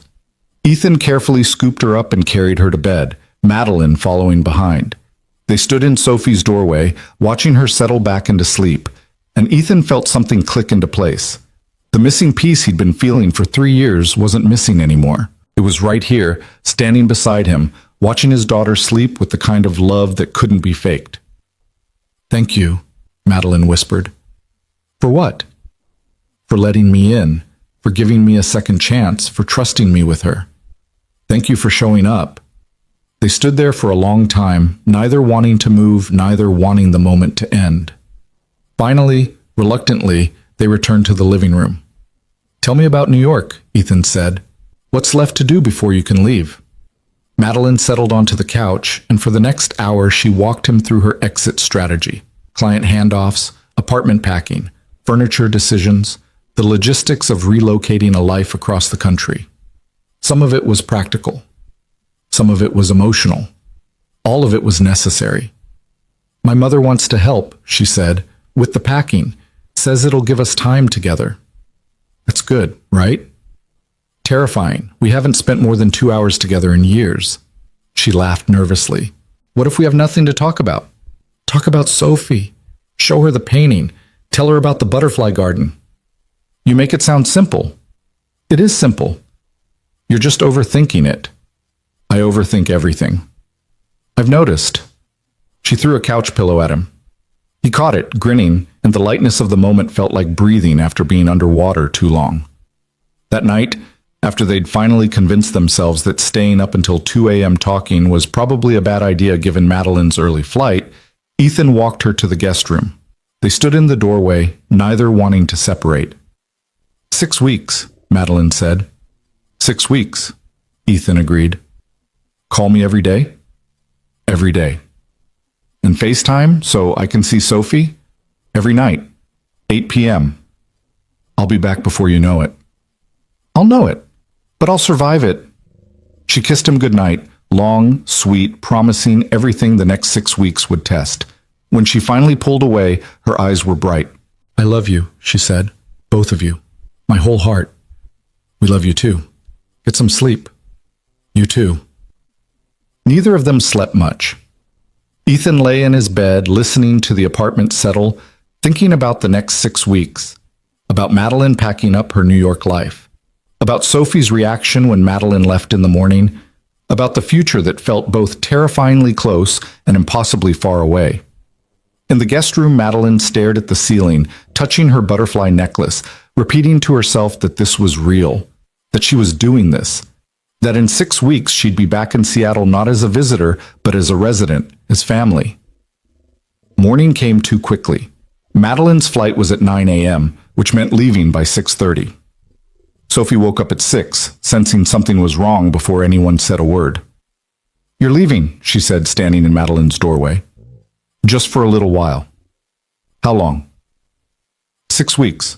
I have to pack up my apartment and finish my work, and then 6 weeks is forever. "I know it feels like that, baby," Madeline said, kneeling down. "But I promise I'm coming back. February 15th. I already have the plane ticket. I already have my new apartment. I already have everything arranged." "What if you change your mind?" "I won't." "But what if you do?" Madeline pulled Sophie into a tight hug. "Then your daddy will drive to the airport and drag me back here himself. But I won't change my mind. Seattle is home now. You're home." They drove to the airport in heavy silence. Sophie sat in the back, clutching Mr. Whiskers, fighting tears. Ethan drove with his jaw clenched, hating goodbyes, hating airports, hating the next 6 weeks already. At the curb, Madeline hugged Sophie for a long time, whispering promises and reassurances. Then she turned to Ethan. 6 weeks, she said. 6 weeks, he agreed. "And then you're ours." "I'm already yours." "Then 6 weeks until you're home." She kissed him, not caring who saw, not caring that Sophie was watching, not caring about anything except making him understand that this wasn't goodbye. It was, "See you soon." Then she was gone, disappearing through the automatic doors, and Ethan stood holding Sophie's hand, watching planes take off, counting down the days until one of them would bring Madeline home for good. In the car, Sophie was quiet for a long time. Then, small and hopeful, she asked, "She's really coming back, right, Daddy?" Ethan looked at his daughter in the rearview mirror, 7 years old and already too familiar with loss, already too practiced at protecting her heart. "Yeah, baby, she's really coming back." "Promise?" "Promise." Sophie nodded, satisfied, and turned to look out the window. And as they drove home through the post-Christmas Seattle morning, Ethan touched the watch on his wrist, read the inscription for the 100th time, and believed, really believed, that some promises were meant to be kept. The first week without Madeline felt like learning to breathe underwater. Possible, technically, but unnatural and exhausting. Sophie marked off days on a homemade calendar she'd taped to the refrigerator, 42 squares, each one a day closer to February 15th. Every night at 8 p.m., they'd FaceTime, and Sophie would tell Madeline about her day in exhaustive detail, while Ethan watched his daughter's face transform from cautious to radiant. "Only 35 more days," Sophie announced on day 7, crossing off another square with purple marker. "That's 5 weeks. 5 is better than 6. "Much better," Ethan agreed, though 35 days still felt like forever. That night, after Sophie was asleep, Madeline's voice came through the phone, tired but determined. "I packed up the living room today. Donated most of the furniture. Turns out I don't actually like anything in this apartment. It was all just expensive filler." "What are you keeping?" "My father's desk. A few photos. The coffee maker because I'm not a monster." She paused. "Everything else feels like it belonged to someone I don't want to be anymore." "Who do you want to be?" "Someone who comes home to people instead of an empty apartment. Someone who knows what her daughter's favorite color is." "It's purple, by the way," I asked Sophie. "Someone who doesn't need a reminder to eat real food because there's someone cooking dinner who actually cares. That's a good someone to be."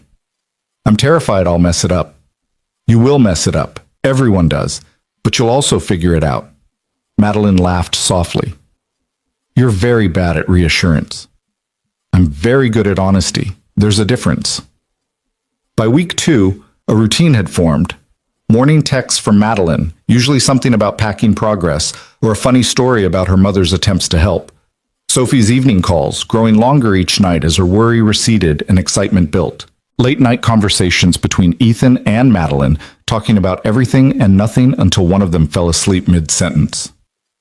"My mother asked about you today," Madeline said during one of those late calls. "Wanted to know if you were serious or just a phase." "What did you tell her?" that you're the most serious thing in my life, that I'm moving across the country for you and your daughter, and I've never been more sure of anything. How'd she take it? She cried, happy tears, I think. Said she'd been waiting years for me to choose life over work. Madeline's voice cracked. She's coming to visit in March. Wants to meet you both properly. Is that okay? Of course it's okay. She's your mother. She might be intense. She'll probably ask you inappropriate questions about your intentions. She'll definitely tell embarrassing stories about my childhood. Sounds perfect. You say that now. Week 3 brought complications. Richard called Ethan directly, which was both unexpected and mildly terrifying. She's panicking, Richard said without preamble. Won't admit it, but I know her. She's second-guessing everything. Ethan's stomach dropped. Did she say that? She doesn't have to. She's reorganizing spreadsheets that don't need reorganizing, calling clients at midnight to check in. Yesterday she asked if I was sure I could handle the company without her. 3 times. What do you need from me? Remind her why she's doing this, because right now she's spiraling and I'm worried she's going to talk herself out of the best decision she's ever made. That night, Ethan waited until after Sophie's call to bring it up. Richard says you're panicking. Madeline went quiet. Richard needs to learn boundaries. Is he wrong? Long silence. Then, small and frightened, what if I can't do this? What if I get to Seattle and realize I'm terrible at being domestic? What if Sophie realizes I'm not her real mother and resents me? What if you realize I'm too broken to fix? Madeline, listen to me. You're not broken. You're just human. What if human isn't enough? It's all any of us are. Ethan took a breath. You want to know what Sophie asked me yesterday? She asked if you were going to be her real mom or just her dad's girlfriend, and I didn't know how to answer because we haven't talked about it. But you know what she said when I told her I wasn't sure? What? She said it didn't matter what we called it. She said you already felt like her mom because you show up and you listen and you care about butterfly facts. That's what makes someone family. Not blood, not paperwork, just showing up. He heard Madeline's breath hitch. I'm showing up. I promise I'm showing up. I know. Richard knows. Everyone knows except you. I'm scared, Ethan. Good. That means you care. Now stop reorganizing spreadsheets and finish packing. She laughed through her tears. I really hate that Richard called you. I really love that he did. By week 4, the apartment in New York was mostly empty. Madeline sent pictures, bare walls, boxes stacked high, the physical evidence of a life being dismantled. Her mother had come every day, helping pack, asking questions, slowly rebuilding a relationship that had been neglected for too long. She told me something yesterday, Madeline said during their nightly call. About my father. About the year before he died. What about him? Apparently he'd been planning to step back. To semi-retire, let Richard take over more responsibility. He wanted to travel with my mother, spend time with family, actually enjoy the company he'd built instead of being consumed by it. Her voice broke. But then he got sick, and he never got the chance. And I watched him die still working, still pushing, still trying to prove something that didn't need proving. And you were about to do the same thing. I was already doing it. For 2 years I've been following his path exactly, working myself to death trying to honor his memory. But that's not what he wanted. He wanted to live. He just ran out of time. You haven't run out of time. No. Thanks to you, I haven't. Week 5 crawled by with agonizing slowness. Sophie had started making lists, things to show Madeline when she arrived, places to take her, butterflies to look for in spring. The refrigerator was covered in her planning, colorful and chaotic, and so hopeful it made Ethan's chest ache. Only 1 more week, Sophie announced at breakfast on day 35. 7 days, that's basically nothing. It's definitely something, Ethan said, but less something than 42 days, way less. That evening, Madeline looked different on the video call. Lighter, somehow. Like she'd set down something heavy and forgotten she was carrying it. I gave my last client presentation today, she said, handed everything over officially, signed the final papers. I'm done. How does it feel? Terrifying, freeing, like jumping off a cliff and discovering I can fly. She smiled, radiant. I'm coming home, Ethan, really coming home. In 7 days, I'll be in Seattle and I won't be leaving again. Sophie squealed so loud Mrs. Chen knocked on the wall. 7 days! That's almost no days. It's still 7 days, baby, Ethan said, but he was grinning. The moving truck leaves tomorrow, Madeline continued. Everything I'm keeping fits in a 10-foot truck. Turns out a whole life can be pretty small when you remove everything that doesn't matter. What matters? Sophie asked. You, your dad. Pictures and memories and this butterfly necklace I haven't taken off since Christmas. She touched it, smiling. Everything else is just stuff. The final week felt both endless and too short. Ethan cleaned the apartment 3 times, convinced everything had to be perfect. Sophie rearranged her room twice, trying to decide if Madeline needed to see her rock collection or her butterfly drawings first. Mrs. Chen made enough dumplings to feed them for a month, insisting that Madeline would be too tired to cook when she arrived. You're good for each other, Mrs. Chen said, pressing containers of dumplings into Ethan's hands. That girl needs family. You and Sophie need family. Sometimes the universe just knows. I hope the universe is right. The universe is always right. You just have to trust it. February 14th arrived, the day before Madeline's flight. Sophie had insisted they make a welcome home banner, which currently stretched across the living room in crooked, glitter-covered letters. Ethan had bought flowers, purple irises, Sophie's choice, and cleaned the apartment one more time even though it was already spotless. That night, Madeline called earlier than usual. I can't sleep. I'm too excited and nervous and terrified. Cold feet? Ethan asked, heart in his throat. Warm feet, hot feet, feet that are ready to run towards something instead of away from it. She paused. Ethan, tomorrow I'm getting on a plane and my entire life is in that plane with me. 1 suitcase, 1 box of important documents, and a truck full of furniture that's probably going to arrive 3 days late. That's it. That's everything. Is that enough? It's more than enough. Because I'm coming home to you. We're not much. Just a small apartment and a 7-year-old and a guy who drives for a living. You're everything. Don't you get that? You're the first people who ever made me want to stop running. The first place that ever felt like home. Her voice shook. I'm so scared I'm going to mess this up. Then mess it up. We'll figure it out together. Promise? Promise. February 15th dawned clear and cold.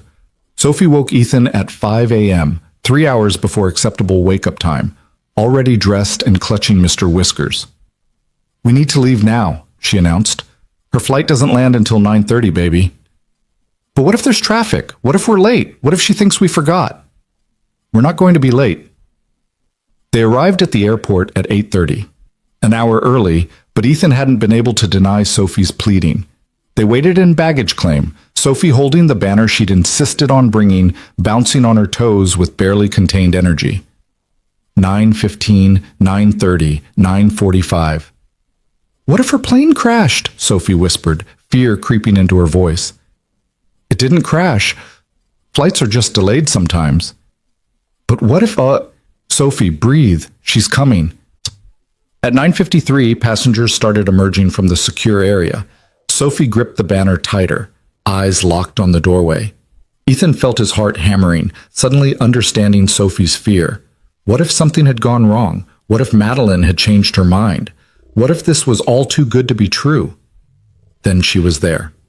Walking through the doorway with a single carry-on bag, hair loose around her shoulders, wearing jeans and the sweater she'd worn at Christmas and the butterfly necklace she'd never taken off. She looked tired and nervous and absolutely beautiful. Sophie screamed, her signature move at this point, and ran, banner trailing behind her like a cape. Madeline dropped her bag and caught her, spinning her around, both of them crying and laughing simultaneously. You came back, Sophie sobbed. You really came back. I really came back, forever this time. You promise? I promise. Ethan approached slowly, giving them their moment, but Madeline reached for him with her free hand, pulling him into their embrace. They stood in the middle of the airport, a small family, complete, finally, and let the crowd flow around them like water around stones. Welcome home, Ethan whispered into Madeline's hair. I'm home, she whispered back. Really, truly home. They drove to Madeline's new apartment first, the one in Fremont with the balcony overlooking the canal. The moving truck wouldn't arrive for 3 more days, but Madeline had shipped a few essentials ahead. The apartment was mostly empty, except for an air mattress, some kitchen supplies, and the painting Sophie had made, already hung on the living room wall, the first thing anyone would see when they walked in. It's perfect, Sophie declared, running from room to room. The balcony is huge. We can fit so many butterflies here. That's the plan, Madeline said, watching Sophie with soft eyes. And your bedroom is big enough for a reading chair. You need a reading chair. Everyone needs a reading chair. I'll add it to the list. After Sophie had explored every corner twice, they walked to a nearby cafe for lunch. Normal, domestic, exactly what Madeline had been craving for 6 weeks. They ordered sandwiches and coffee and hot chocolate with too many marshmallows and talked about nothing important. Sophie's upcoming science project, Ethan's new driving clients, Madeline's plan to join the local community garden. I start my new client schedule next week, Madeline said. 3 clients, 20 hours a week, all remote except for quarterly meetings. I'm terrified I'm going to hate having free time. You won't hate it, Ethan said. How do you know? Because you'll fill it with things that matter. Sophie's school events, park walks, learning to cook something besides takeout. I can cook, Madeline protested. You heat things up. That's not cooking. Sophie giggled. Daddy's right. You need cooking lessons. I can teach you. You're 7, almost 8, and I make excellent cereal. That's not cooking either, baby, Ethan said, but he was smiling. They spent the afternoon making Madeline's empty apartment feel less empty. Mrs. Chen had sent a care package, dumplings, tea, a lucky bamboo plant she insisted would bring prosperity. Ba from the Pho restaurant had sent soup, enough for 3 meals. Even Richard had sent something, a framed photo of Madeline and her father at her college graduation, both of them grinning, before work and ambition had complicated everything. He's proud of you, Ethan said, watching Madeline stare at the photo. Your father, wherever he is. How can you possibly know that? Because you chose to live instead of just survive. That takes more courage than any career ever could. Madeline set down the photo carefully, then turned to face Ethan fully. I need to tell you something. Something I've been thinking about for weeks. His stomach dropped. Okay? Not bad something, good something, maybe. She took a breath. I want to be more than your girlfriend, more than just Madeline who lives nearby and visits on weekends. I want to be family, really family. You already are family. But I want it to be official, not marriage, not yet. We're not ready for that. But maybe moving in together in a few months, finding a place that's ours, not mine or yours, but ours. Ethan felt his heart skip. That's a big step. Too big? No, just big. He pulled her close. Let's give it 3 months. Let you settle in, figure out your routine, make sure Seattle actually feels like home. Then we'll talk about next steps. 3 months, Madeline agreed. But for the record, Seattle already feels like home. Because you're here. That evening, they had dinner at Ethan's apartment. Mrs. Chen's dumplings heated up because none of them could actually cook properly. Sophie insisted on setting the table with fancy napkins she'd made from construction paper. The banner still hung across the living room, crooked and glitter shedding, but perfect. After dinner, Sophie pulled out a small wrapped present. This is for you, for really coming back. Inside was a bracelet Sophie had made, purple thread woven with tiny butterfly charms. Simple, handmade, probably slightly too small, but Madeline put it on immediately. It's beautiful, Madeline said, tears in her eyes. It matches your necklace. So now you have 2 butterfly things to remember us. I could never forget you. But now you have reminders, just in case. After Sophie went to bed, easily, happily, secure in the knowledge that Madeline would be there tomorrow, and the day after, and the day after that, Ethan and Madeline sat on the balcony despite the February cold. I have something to ask you, Madeline said quietly, about Sophie. About me being in her life. Okay, what do I call myself? To her teachers, to other parents, to the world? I'm not her mother, I'm not her stepmother, I'm just... what? Ethan thought about that. What do you want to be? I want to be her mom, not her only mom. Claire will always be her first mom, her real mom. But I want to be the one who shows up for parent-teacher conferences and school plays and scraped knees. I want to be the one she calls when she's scared or excited or just needs to talk. Her voice broke. I want to matter to her the way she already matters to me. You already do matter. She's been calling you my Madeline to everyone who'll listen. Not my dad's girlfriend, not the lady who visits. My Madeline. Really? Really? And when she's ready, when you're ready, maybe that evolves into something else. But for now, you're her Madeline, and that's enough. Madeline wiped her eyes. I've been thinking about something else too. Something that scares me. What? What if I mess her up? What if I'm too focused on being perfect and I forget to just be present? What if she grows up resenting me for trying to replace her real mother? First, you're not replacing Claire. You're adding to Sophie's life, not erasing her past. Second, you're going to mess up. Everyone does. I mess up daily. But Sophie's resilient and forgiving, and she already loves you. That's not going anywhere. How do you know? Because she asked me last week if you were going to be at her birthday party in April. Not if you could come or if I'd invite you. She assumed you'd be there. Because that's what family does. Madeline's tears spilled over. I don't want to let her down. Then don't. Show up, be present, love her. That's all she needs. They sat in silence for a while, watching the lights reflect off the canal water, listening to the city breathe around them. Finally, Madeline spoke again. I quit my job, moved across the country, and restructured my entire life for you and Sophie. And I'm not scared about any of that. The only thing that terrifies me is the possibility that I'm not enough. That you'll wake up one day and realize you settled for damaged goods. Madeline, look at me. Ethan waited until she met his eyes. I'm not settling. I'm choosing. Every single day, I'm choosing you. Complicated, workaholic, sometimes difficult you. Because you're also brave and loving and willing to blow up your whole life for a chance at happiness. That's not damage, that's human. I love you, she whispered. So much it scares me. Good. I love you too. And it should scare you. That's how you know it matters. March arrived with rain and new routines. Madeline's furniture finally showed up, 4 days late, but intact. Ethan and Sophie helped unpack, turning the empty apartment into something that looked lived in. Sophie claimed a corner of the balcony for their future butterfly garden, already planning what to plant. Madeline settled into her new work schedule. 20 hours a week felt simultaneously like too much and not enough.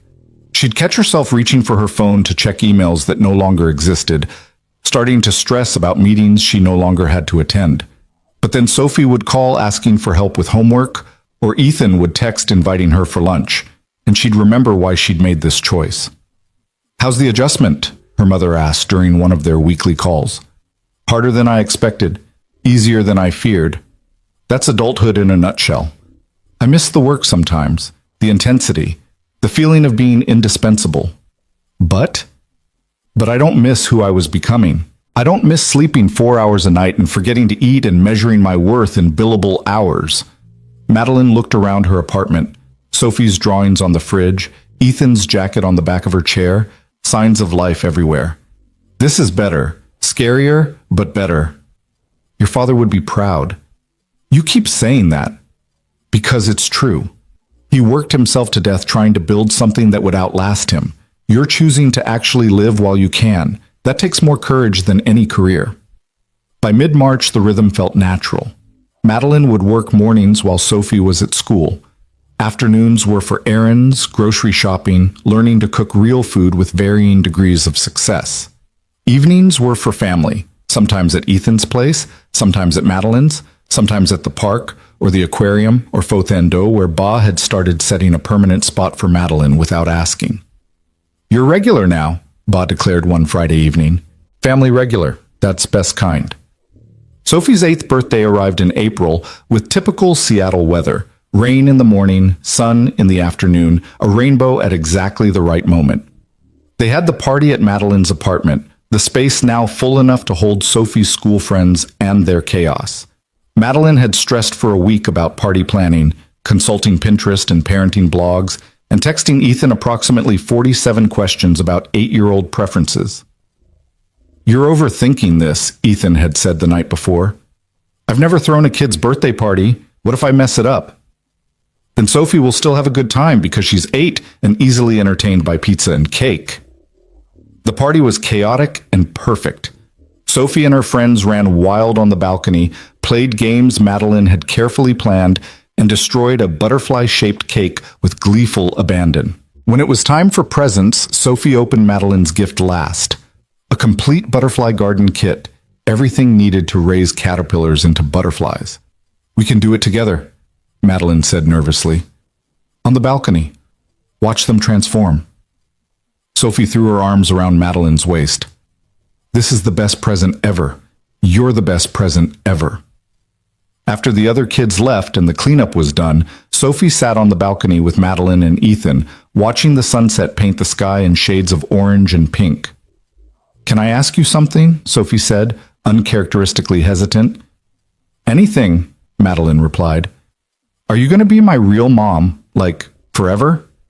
The question hung in the air. Ethan held his breath, giving Madeline space to answer.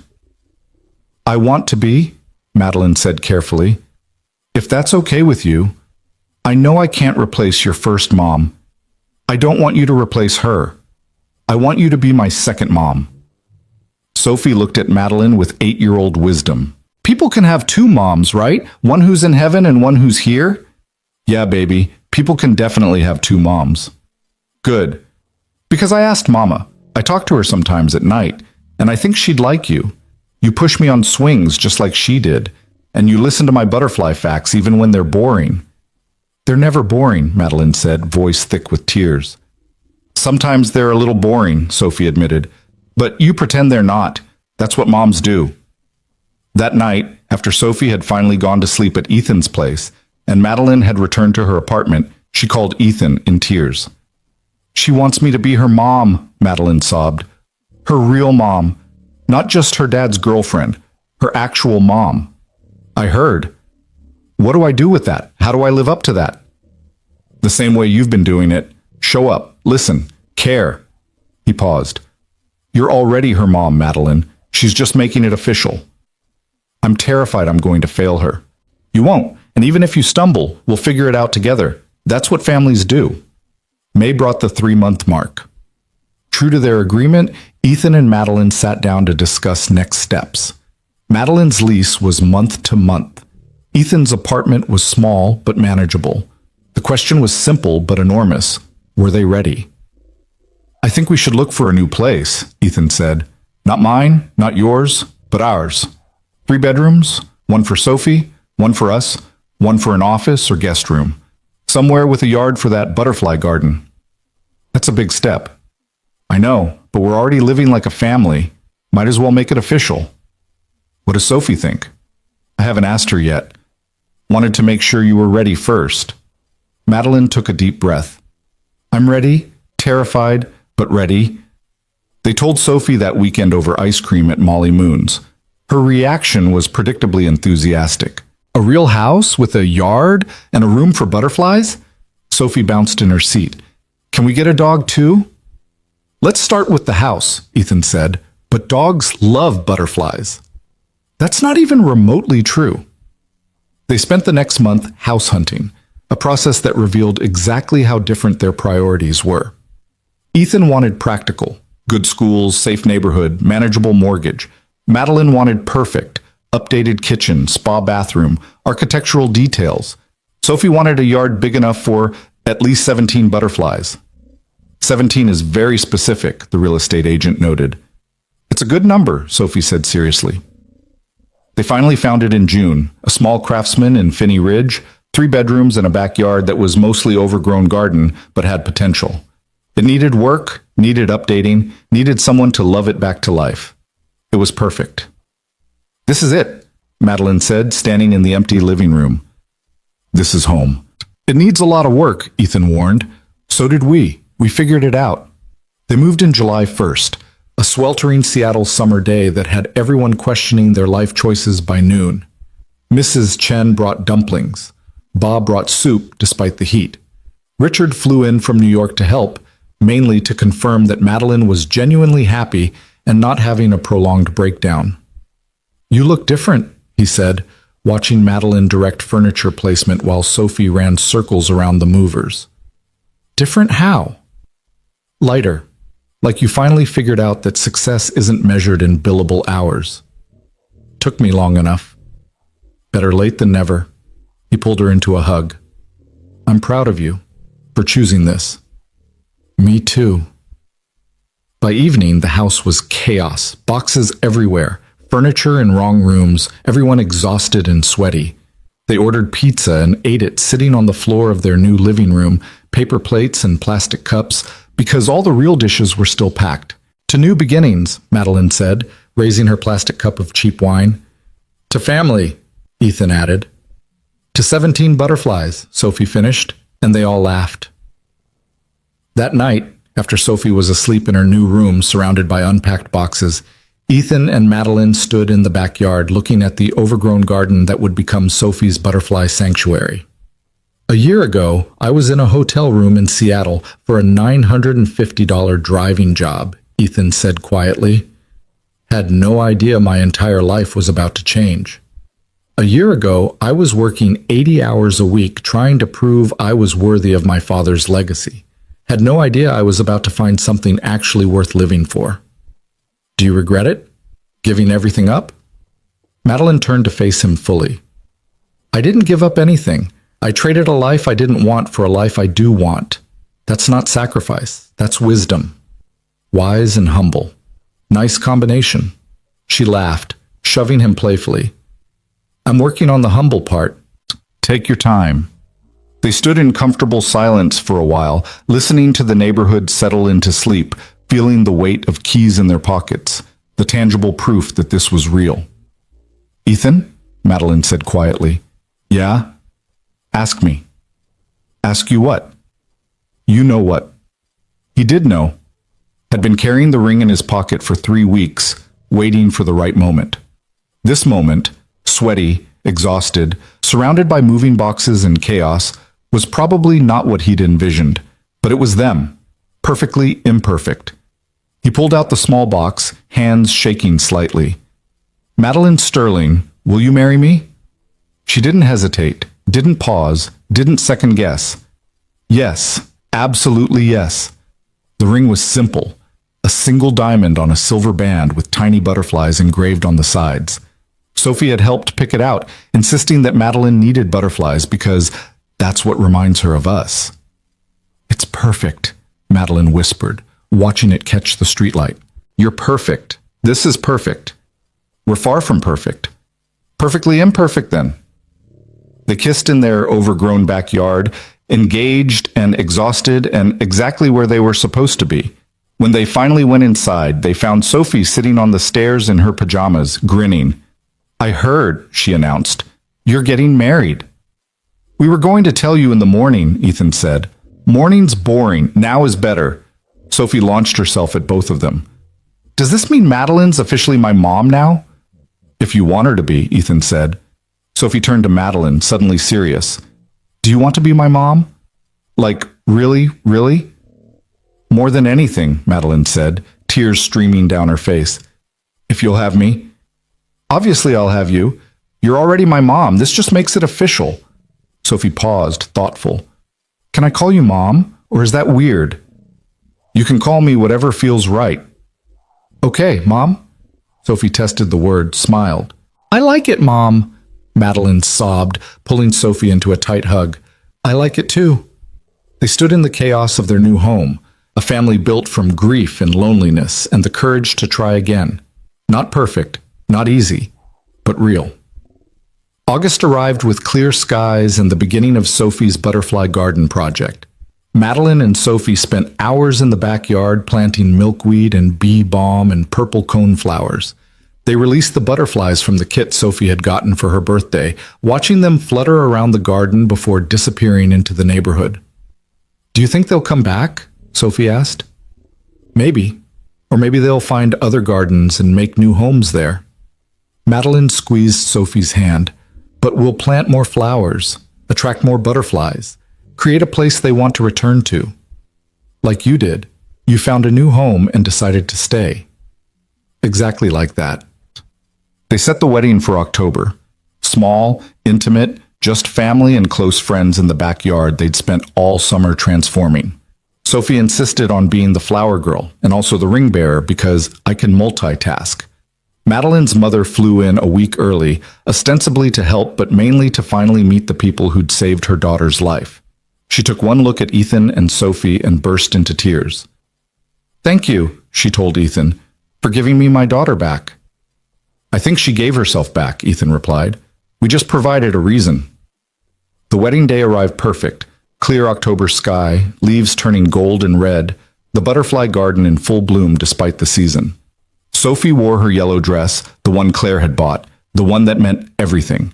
Madeline wore a simple cream dress and the butterfly necklace she'd never taken off. The ceremony was short and sweet. Richard officiated, having gotten ordained online specifically for this. Sophie cried through the entire thing, happy tears that she tried unsuccessfully to hide. "Do you, Ethan Brooks, take Madeline Sterling to be your wife?" "I do." "And do you, Madeline Sterling, take Ethan Brooks to be your husband?" "I do." "And do you, Sophie Brooks?" Richard had gone off script here, making Sophie's eyes go wide. "Accept Madeline as your mom, to annoy you with homework questions and embarrass you at school events and love you unconditionally for the rest of your life?" Sophie laughed through her tears. "I do." "Then by the power vested in me by the internet, I pronounce you a family. You may kiss your bride, hug your daughter, and start your beautifully chaotic life together." The reception was in their backyard. Ba's soup, Mrs. Chen's dumplings, a cake Sophie had helped decorate that was slightly lopsided but made with love. They danced to terrible music, told embarrassing stories, celebrated love and second chances and the courage to try again. As the sun set, painting the sky in shades of orange and pink, a monarch butterfly landed on Madeline's shoulder. Just for a moment, delicate and perfect, before flying away into the evening. "Did you see that?" Sophie whispered, eyes wide. "I saw it," Madeline whispered back. "That was Mama, saying she approves." Madeline looked at Ethan, who nodded slightly. Whether it was Claire or coincidence didn't matter. What mattered was that Sophie believed it, that she'd found a way to hold both her mothers in her heart, the one she'd lost and the one she'd found. That night, after the guests left and Sophie was finally asleep, Ethan and Madeline stood in their backyard under the stars. Married now, officially family, no longer two broken people trying to survive, but one whole family learning to thrive. "A year and a half ago, you picked me up from a hotel for a $950 job," Madeline said quietly. "I was exhausted and lonely and convinced that work was the only thing that mattered." "A year and a half ago, I was a single dad barely holding it together," Ethan replied, "convinced that surviving was the same as living." "We were both wrong. Spectacularly wrong." Madeline touched the butterfly necklace at her throat, then the ring on her finger. "Thank you for seeing me when I was invisible, for loving me when I was unlovable, for giving me a family when I didn't know I needed one.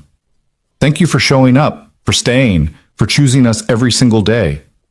"Every single day," Madeline agreed, "for the rest of my life." They kissed under the stars, in the garden they'd planted, in the home they'd built, surrounded by evidence that sometimes the best things in life start with a simple transaction and end with transformation. That sometimes falling apart is necessary to become something new. That sometimes the $950 job isn't about money at all.